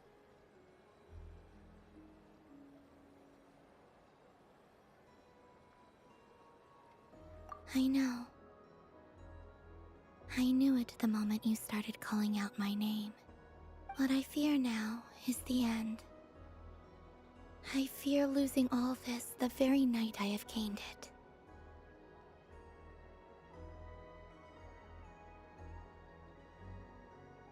Hmm?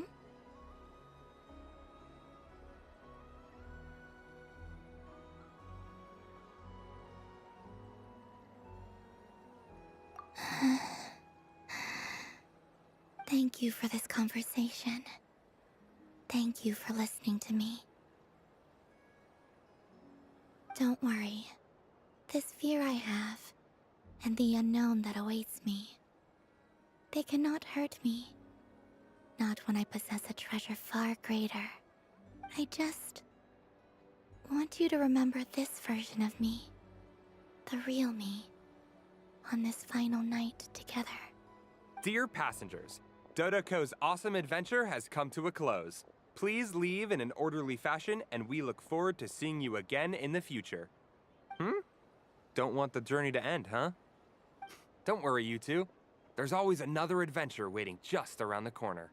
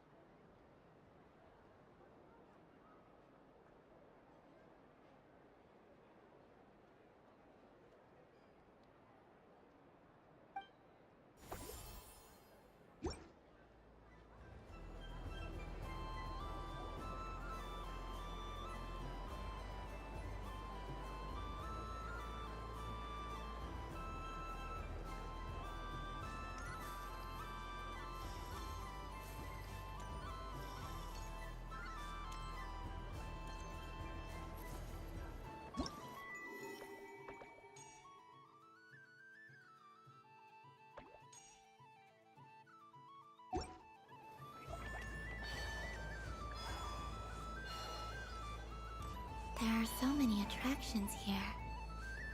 Since I rarely get out, I might as well make the most of it.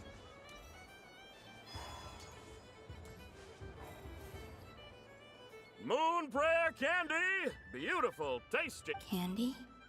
To share? Welcome home, Moon Goddess. Fancy a box of moon prayer candy? Sure.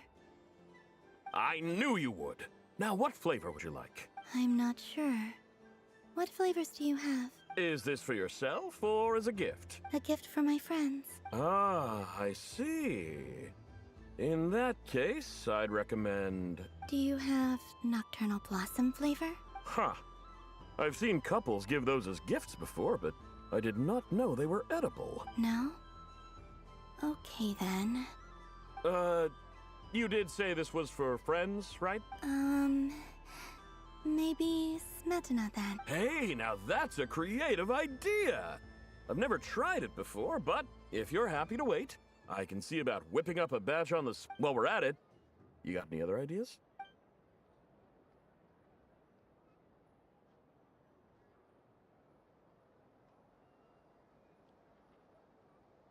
Here you go. Every flavor you asked for is in there. Thank you. I should be the one thanking you! You brought me a whole bunch of new business.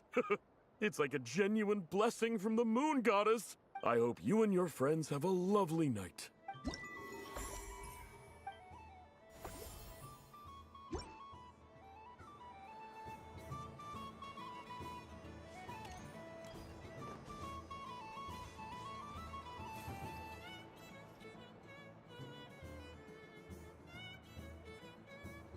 Well, well, look who it is. I heard someone went and disappeared on us the moment we let her out of our sight. They looked all over for you. Frankly, I didn't think you'd be back for Moon Prayer Night. Were you worried about me, Sandrone? You would like that, wouldn't you? Do you even hear what you're saying? It seems to me like you disguised yourself with festive headgear, just so that you could come see me on Moon Prayer Night and make sure I'm okay. You didn't even bring Polonia with you. You? I thought you couldn't see. I cannot. But I sense the confusion of those around us rippling through the Kuvaki currents. Based on what I know about you, let me guess what you're wearing. Is it cat ears? Shut up! I'm only here to protect the Fatui's interest in this territory. Running into you was pure bad luck. Really? But you were the one who asked Arlecchino to help everyone find my name. Columbina! Ugh! Just one more word, and I'll unscrew your vocal cords. It's Columbina hyposelenia now. Tell someone who cares. I've missed you, Sandrone. The whole time I was gone, I was thinking. I hope I get a chance to say some ugly words to you. Is that supposed to be a joke? Anyway, let's go play that game. What? You mean that frostfin whale? Yes. It's some kind of game where you get bitten if you step on the wrong tooth. Seems like fun. Who in their right mind would wanna... Because you're not a scaredy cat. Fine! You wanna play? Let's play. Don't complain when I kick your sorry butt. Lovely. You old geezer! I'm gonna beat the pants off you! Just you watch! I almost forgot. Sandrone? What is it now? You'd better not lose, or I'm going to beat your head in. What? Allow me to demonstrate since I'm feeling so nice. You just step on the teeth, like this.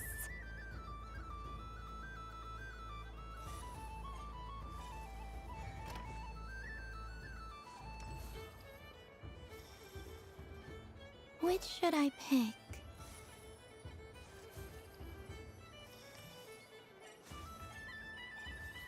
Your turn, Sandrone.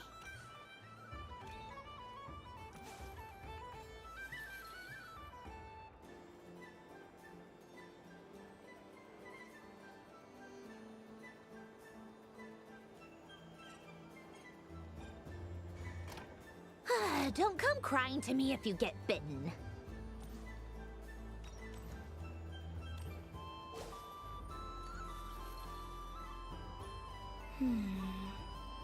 I'm getting a bad feeling from this one.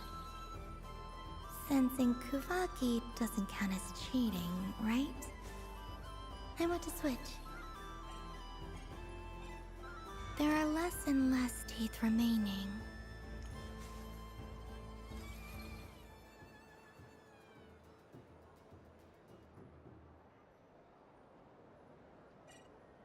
Huh? What's that noise?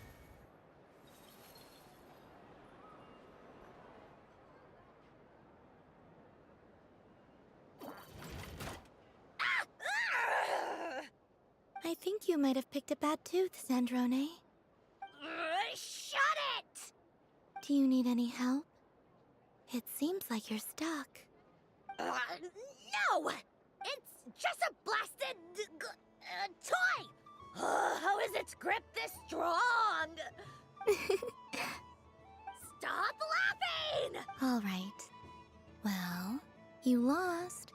So just like I promised... Hey! What are you doing? Are you seriously? Hiya! Why, you... Oh, just you wait! Rematch! Are you all right, Sandrone? That was quite a strong bite. Are your clockwork parts? Quit your fussing! I don't need it! All right. I'll go first this time.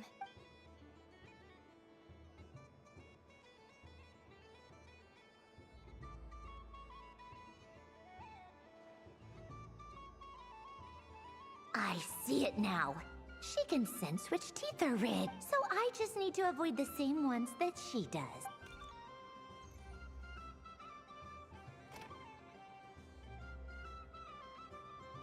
This one. She avoided that one then? Now I've got you. All right, my turn.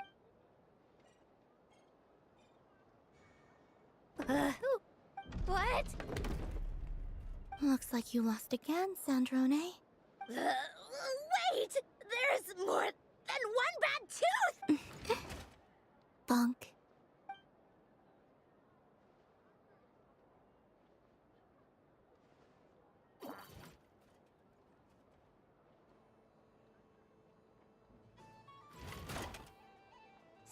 Stupid game! What idiot came up with this? Are you alright, Sandrone? You said some nasty things just now. Oh, I'm peachy. Should I let you bonk me on the head as well? Ah, forget it! Come on, bonk away. It can be your consolation prize for losing so badly. I told you, forget it! Gah, you've always been so annoying. Singing right outside my door, inviting yourself to my tea parties, going AWOL. And now you're off to the moon or something. Of all my days with the Fatui, the times I spent with you, Arlecchino, and Rosaline, they were my favorite. I will not forget them. Just as I shall not forget this moment. We'll always be friends, no matter where we are, right? Who would want to be your...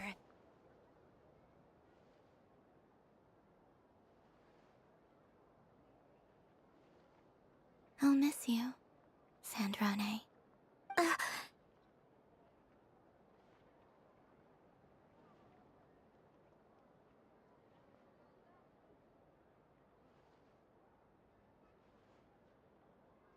Goodbye, Sandrone.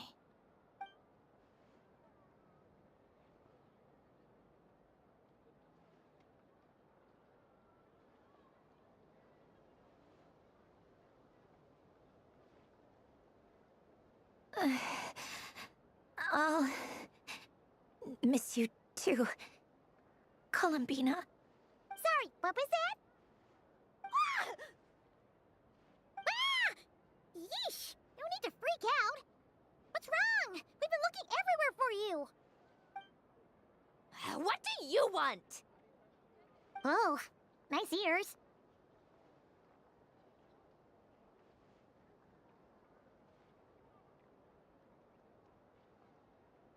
What do you want?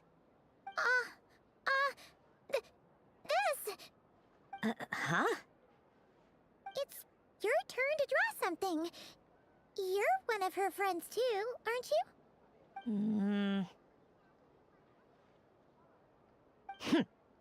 Doesn't know how lucky she is.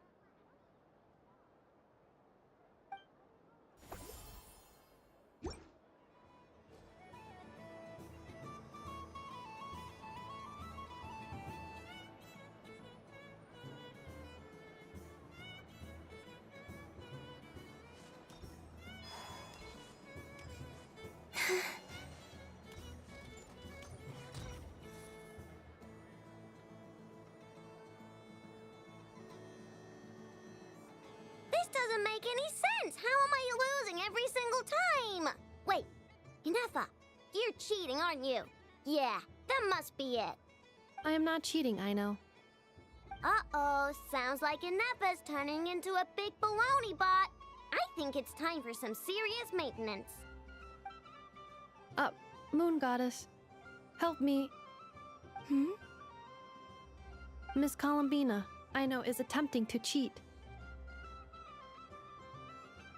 What the?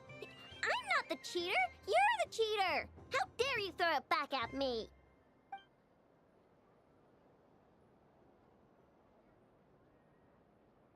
All right, fine. Let's all laugh at Aino. Just you wait till I get home, because I'm gonna make a game bot that can win 100% of the time. Let's see you laugh when I come back and beat your butts. You'll all have your heads covered in stickers when I'm through with you. We came to check everything was okay after all that yelling, but,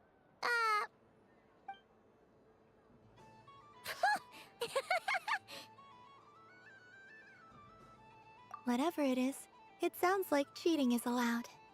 Kuhenki concentration. Each player starts with differently colored kuhenki. Each round, they draw one kuhenki from their opponent. When a player has two kuhenki of the same color, they make a pair and can be discarded. Any that can't form a pair must be kept. The round ends when a player can't form any more kuhenki pairs, and that player gets a sticker.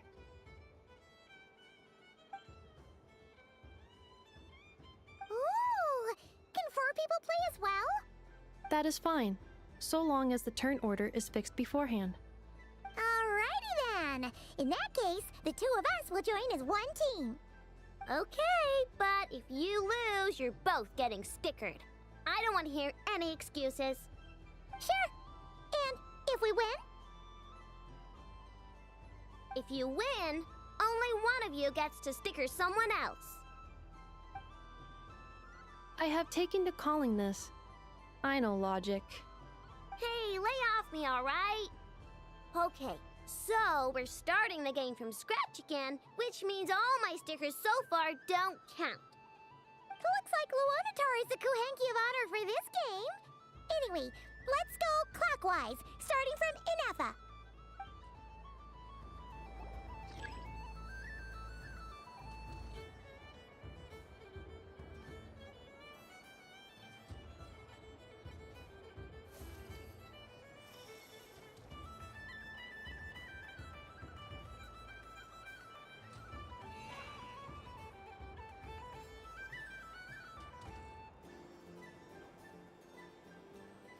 Nice! That's a pair!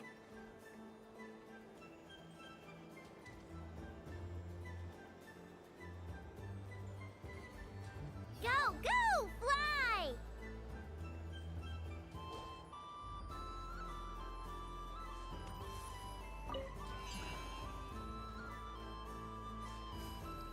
Go on.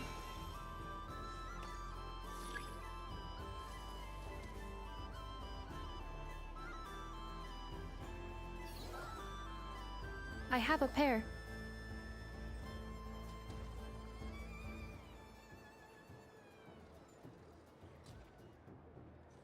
Uh-oh! We've got to pick up the pace!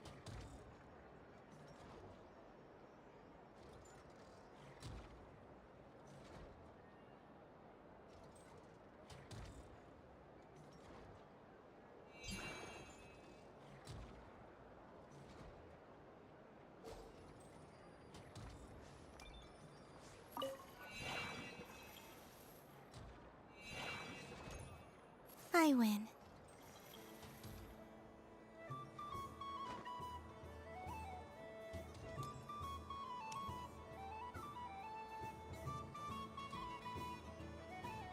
Phew, that was too close. I thought I was gonna lose. Good luck, everyone. Aw, we're out!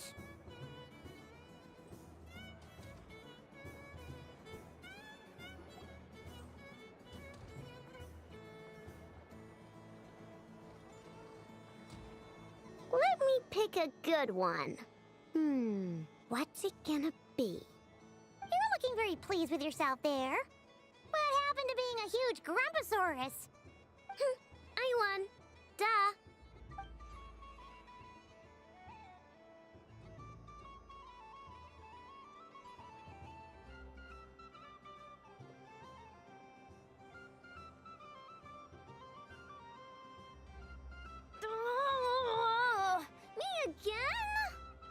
Don't fidget too much, Aino, or the sticker's going to fall off. I don't care. If it falls off, it falls off. If a pair of Kuhenki get discarded, why not a pair of stickers? Huh? Huh?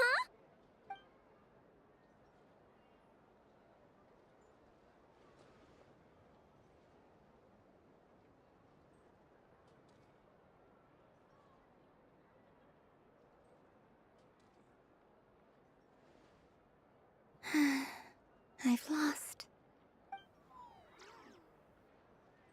Sticker, sticker, sticker!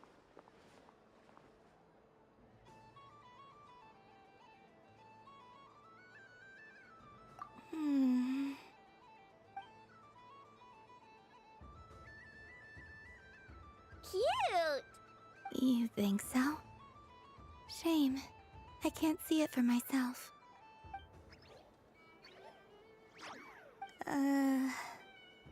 What did Luanatar say? She said it looks so cute that she wants me to lose a few more rounds.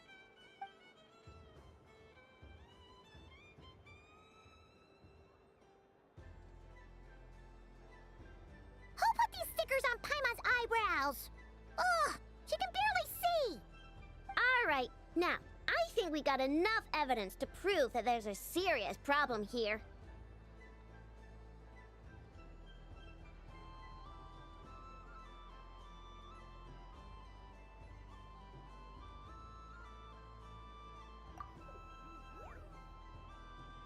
Yes, I agree as well. The culprit is... Inefa! Culprit? What did I do? Quit acting dumb, Inefa! You're not wriggling your way out of this one. I've been watching you.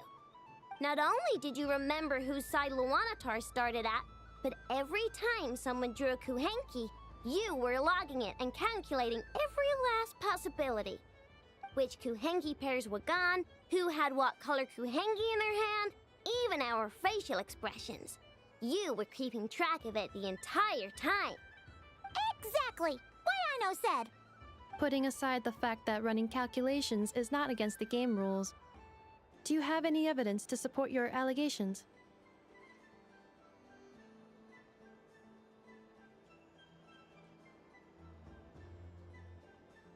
But that's not against the rules either. So she admits it. She certainly does. All right, everyone grab a sticker. It's time to get Inefa back. But... Take that!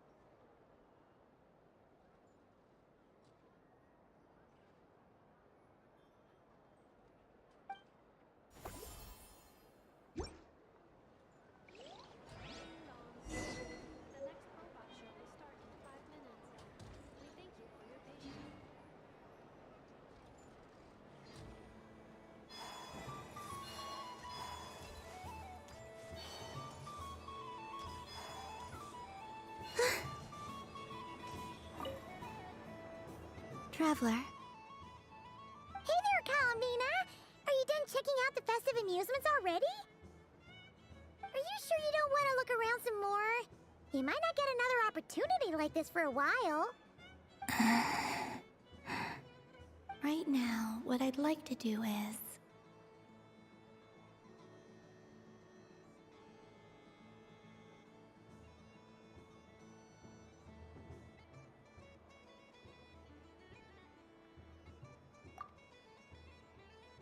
Oh, candy for us? Thanks a bunch, Kalamina. Don't mind if we do. Whoa, this one's intense. But it's so tasty. What about you, Traveler? How does yours taste?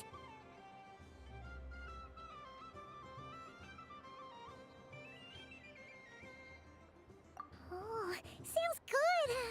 Paimon's drooling now.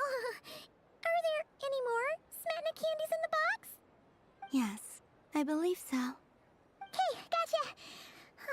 Let's see.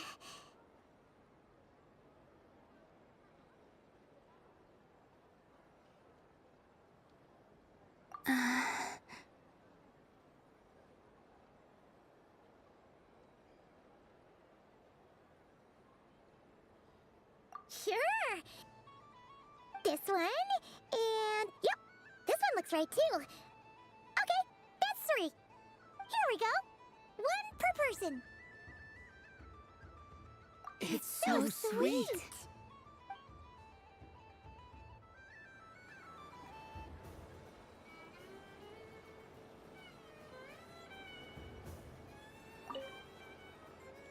Traveler, Paimon. Columbina! Finished with the festival already? Really? You're sure you don't want to have a little more fun out there? Final answer.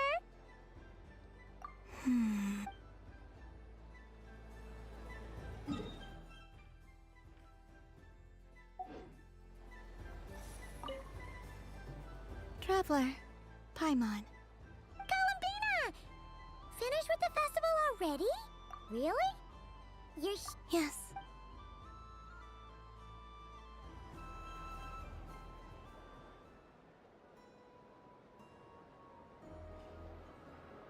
This was the most fun I've ever had on a moon prayer night. Everywhere I went, people were saying, "Welcome home," and there were friends at every turn. I only wish it could last longer than one night. Oh.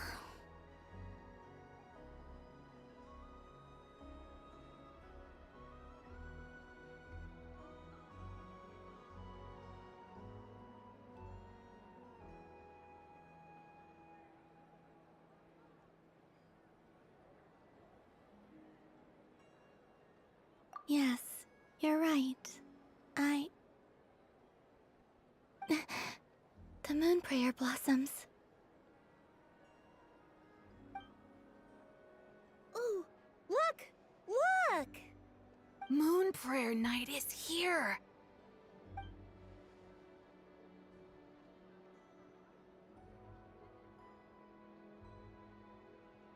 The moon. It's so beautiful. Happy Moon Prayer Night, dear. Happy Moon Prayer Night.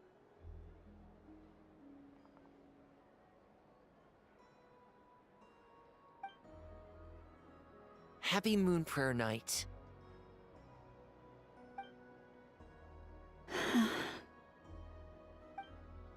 Aww. Huh.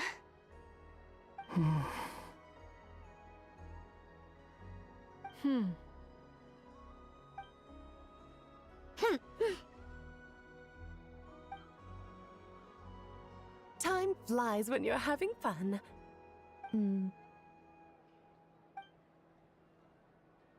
Oh. Looks like the time has come. Columbina. You'll be heading off now? Yes, to the ruins you mentioned. And from there, back home to the moon. Wait! I know? At least... Take one of our craft shop's crumb cookies up to the moon with you. You know, for a snack. Sure. Why not? The Curatorium of Secrets believes in proper farewells. No story should be left without a satisfactory endnote. Never. Farewells are an important affair for the Ratniki, too. We never know when we might meet again. Haha!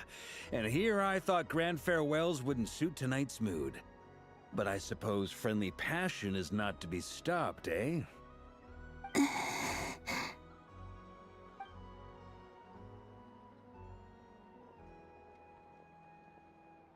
We made a little something for you, Columbina. Ta-da! What is it?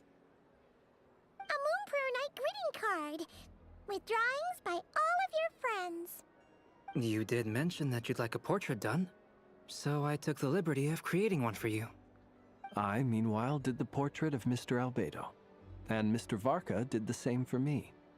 I mean, I think my work was pretty true to life, don't you think? The picture of Ashru was my doing. The two of you seem to get along rather well. Wait, was I the only one who did a full-body picture? That's so embarrassing. I did pictures of me and Anefa. I did my own portrait and one for Hat Guy. Plus, there's the two mages, Arlecchino and Sandrune. So, if you ever miss us, just flip the card open and we'll all be right there with you. I don't know what to say. Thank you so much, everyone. This whole Moonprayer Night was more than I could have ever asked for. It is the greatest gift I have ever received. Lauma, I figured it out. Figured what out?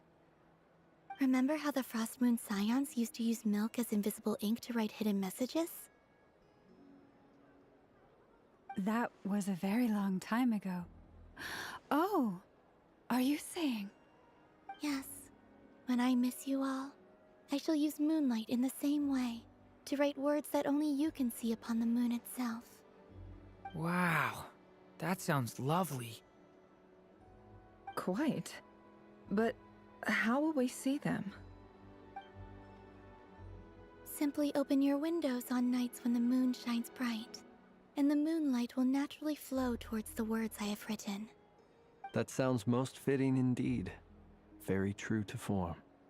I'll try to write them in places that won't disturb your sleep. I, for one, would sleep all the better for having read one of your messages before settling down for the night. Exactly.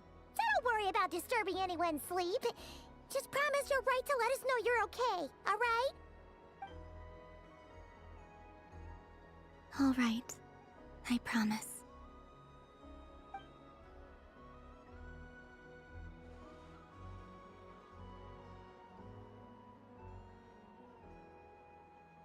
In that case, Columbina, are you ready? I'm ready.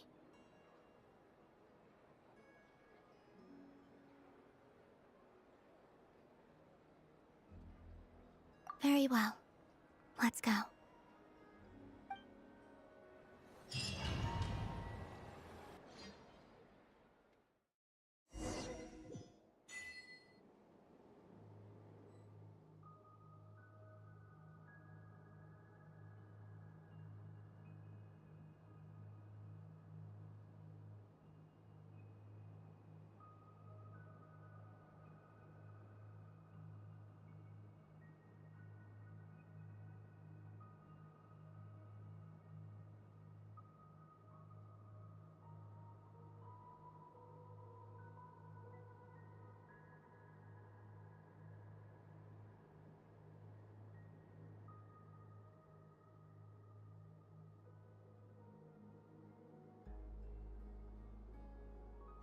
In just a few moments, I will be gone.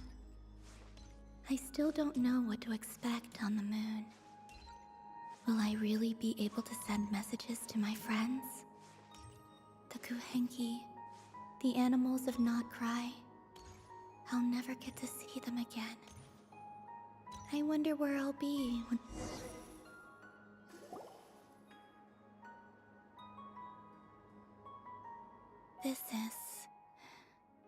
This is where the people of Hyperborea used to communicate with the moons.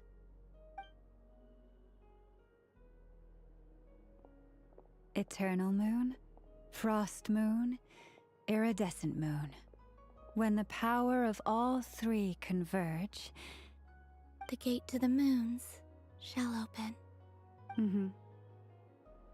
The moon marrows are in position. Only the final step remains.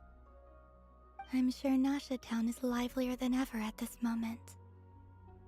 Yeah, it's a shame you couldn't be there for it, but it's now or never, right? It's fine. I'm more than happy with this. My last piece of luggage. My only piece of luggage.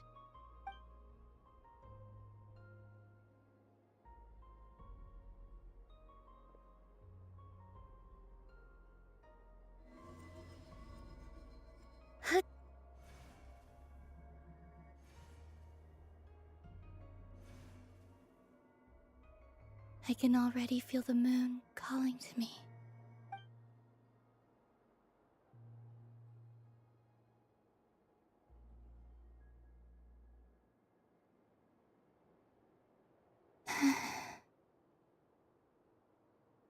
This ray of light will lead you home, Columbina. From now on, we will at last have a reason to pray to the true moon. Columbina. Yes? I'm listening. Be sure to come back and see us when you get the chance.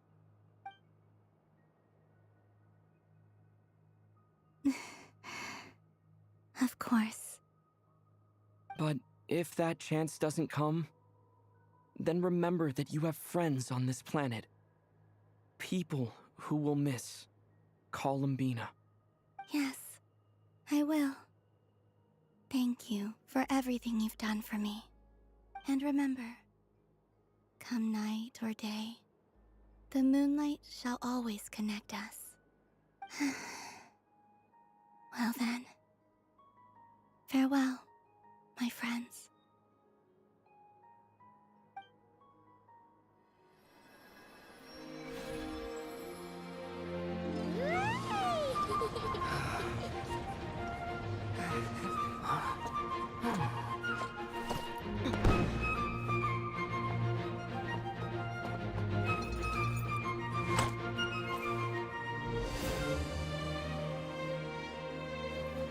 Thank you. This was my happiest night in Tevat. Farewell, Columbina.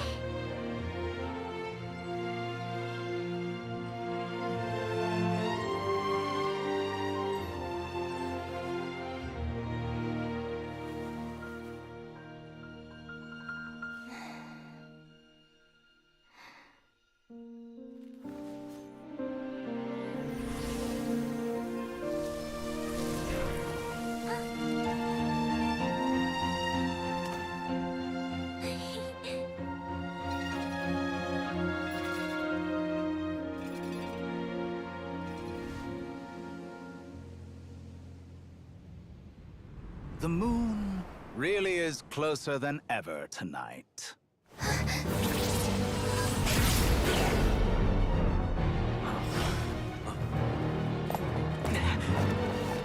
Columbina. All 3 moons in one place. Time for one final experiment.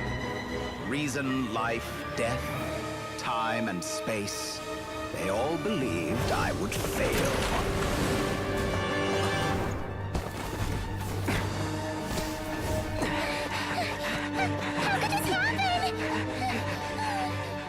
But Tevat's primordial power never did belong to the throne of heaven. And now, they are mine.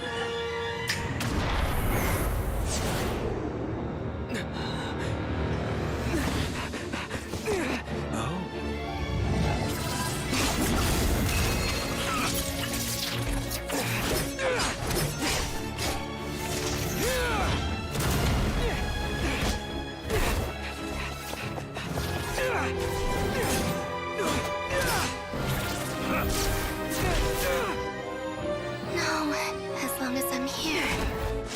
The Doctor is free to wield the 3 moons' power.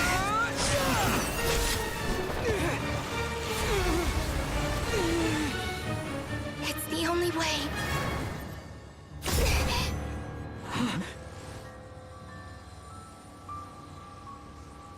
I guess I won't be going home today. Columbina! No!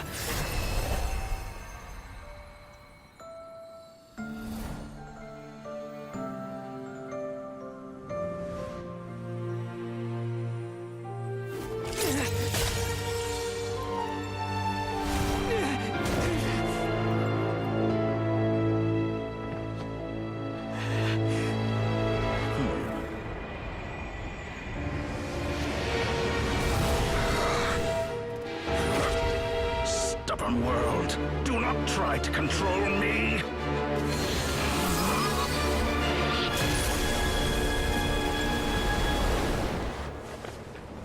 Columbina.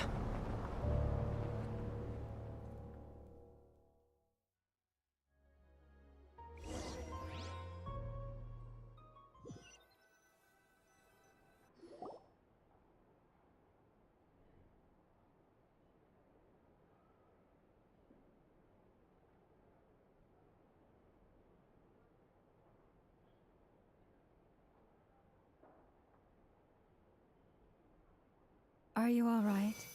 Do your wounds still hurt?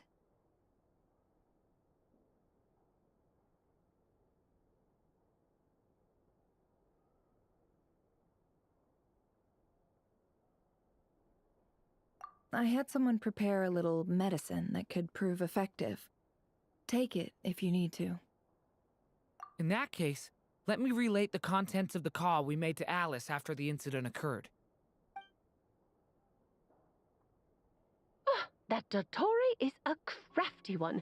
He distracted the Hexenzirkel by creating a huge fuss at Tevat's borders. I'd assumed that the cause was an abyssal intrusion from the outside world, which in fairness is a rather common occurrence.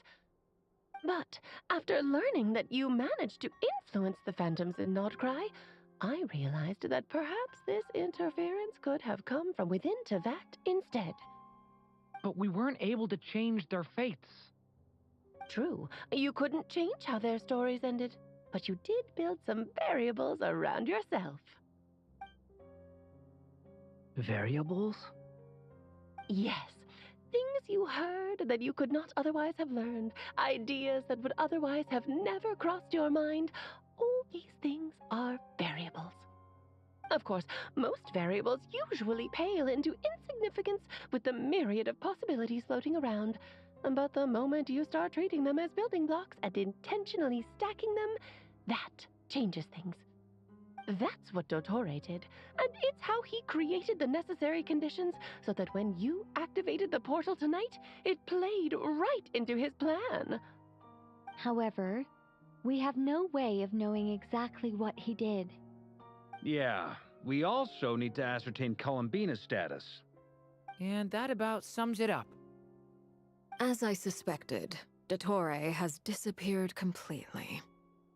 If it's any consolation, he wasn't able to control Columbina as he might have wished to.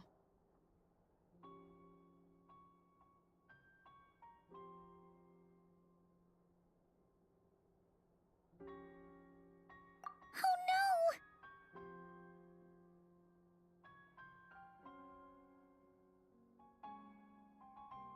What? She did what?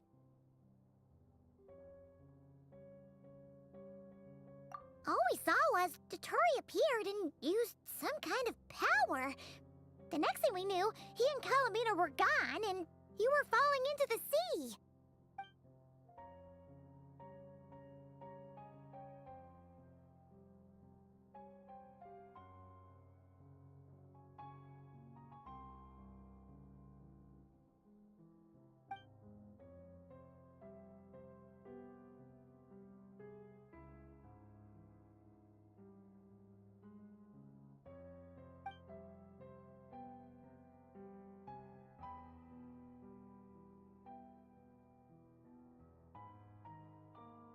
So, Columbina intentionally opened the Moon Gate and escaped into the same mysterious world as Rerir and Thalindus. Sounds like bad news.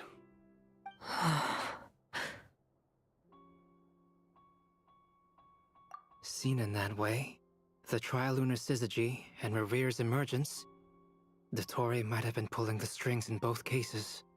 According to Miss Alice, he is attempting to transcend his destiny and finish an experiment that only a god might complete.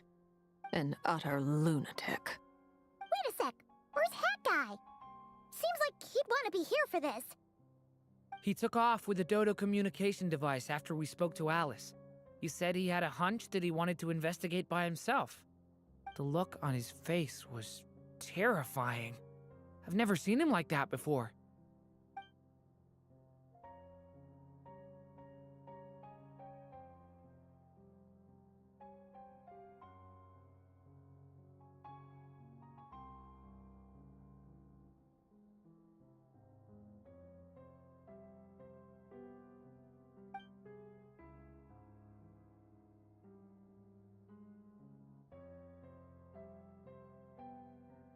I'm back. Hat guy! I went to look for the Hyperborean phantoms again. I think I've gotten to the bottom of it. I got them to talk to Nicole on the other end of the communications line. Turns out, the history they describe is different from how Nicole remembers it. Really? But how? Surely Nicole can't have been wrong. Because the phantoms are the ones who are deceived. They speak of a savior who appeared in their history. One who never should have existed. This savior promised to create a new moon within the false sky, and even bring back their moon goddesses. Foolishly, they believed in him, and told him everything he wanted to know about the moons.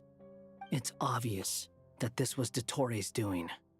Now you mention it, the first time we entered the Hyperborean ruins, we heard the phantoms discussing their history, and I remember Nicole commenting that something sounded a little strange.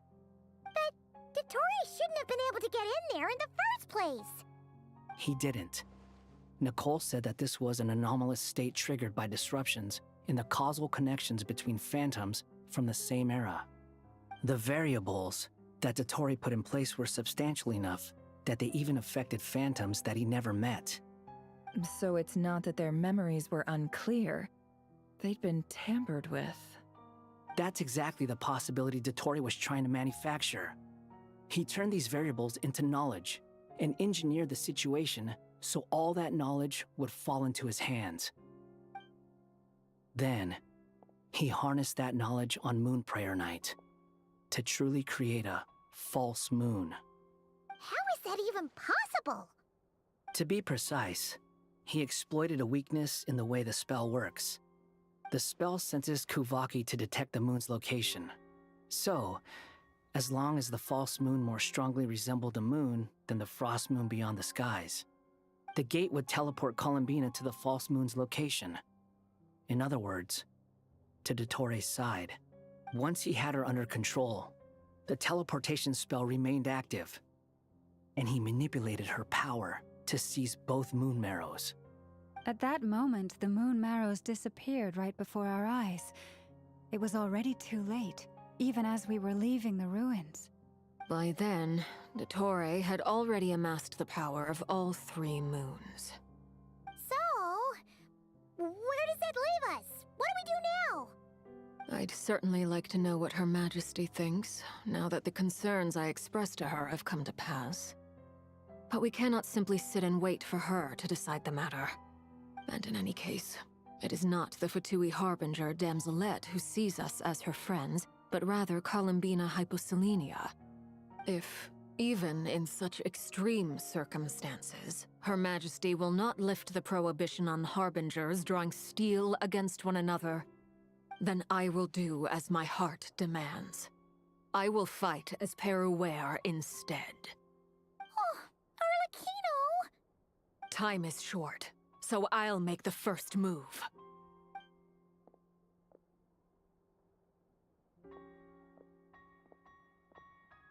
Whew. Even Arlecchino seems to be losing her cool now.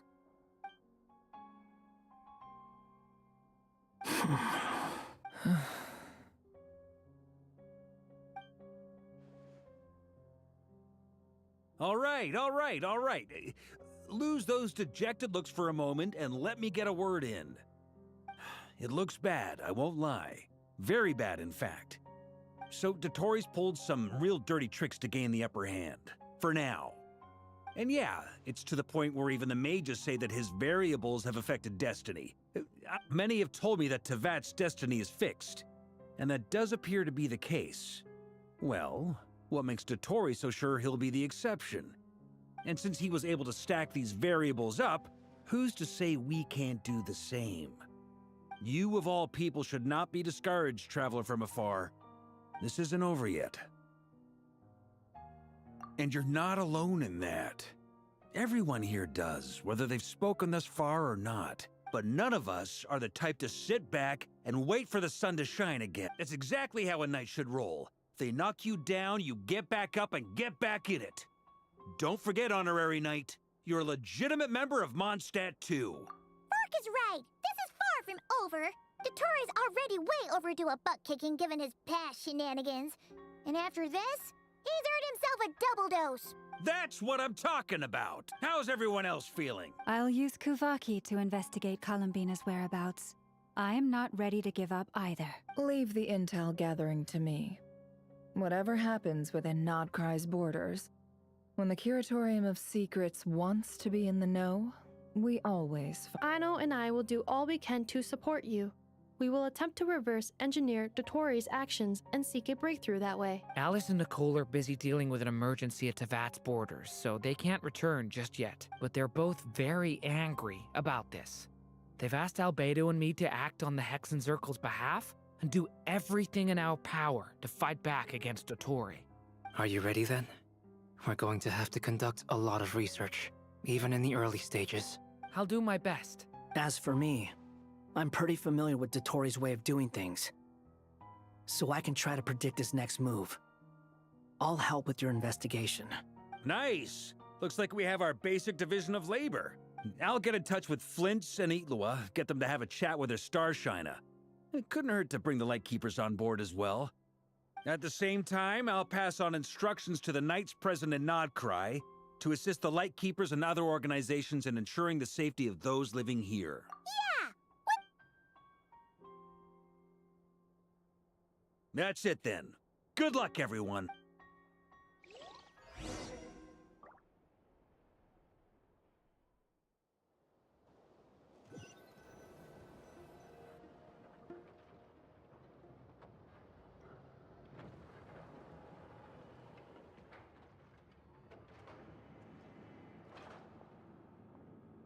I never thought that Columbina would become my real name.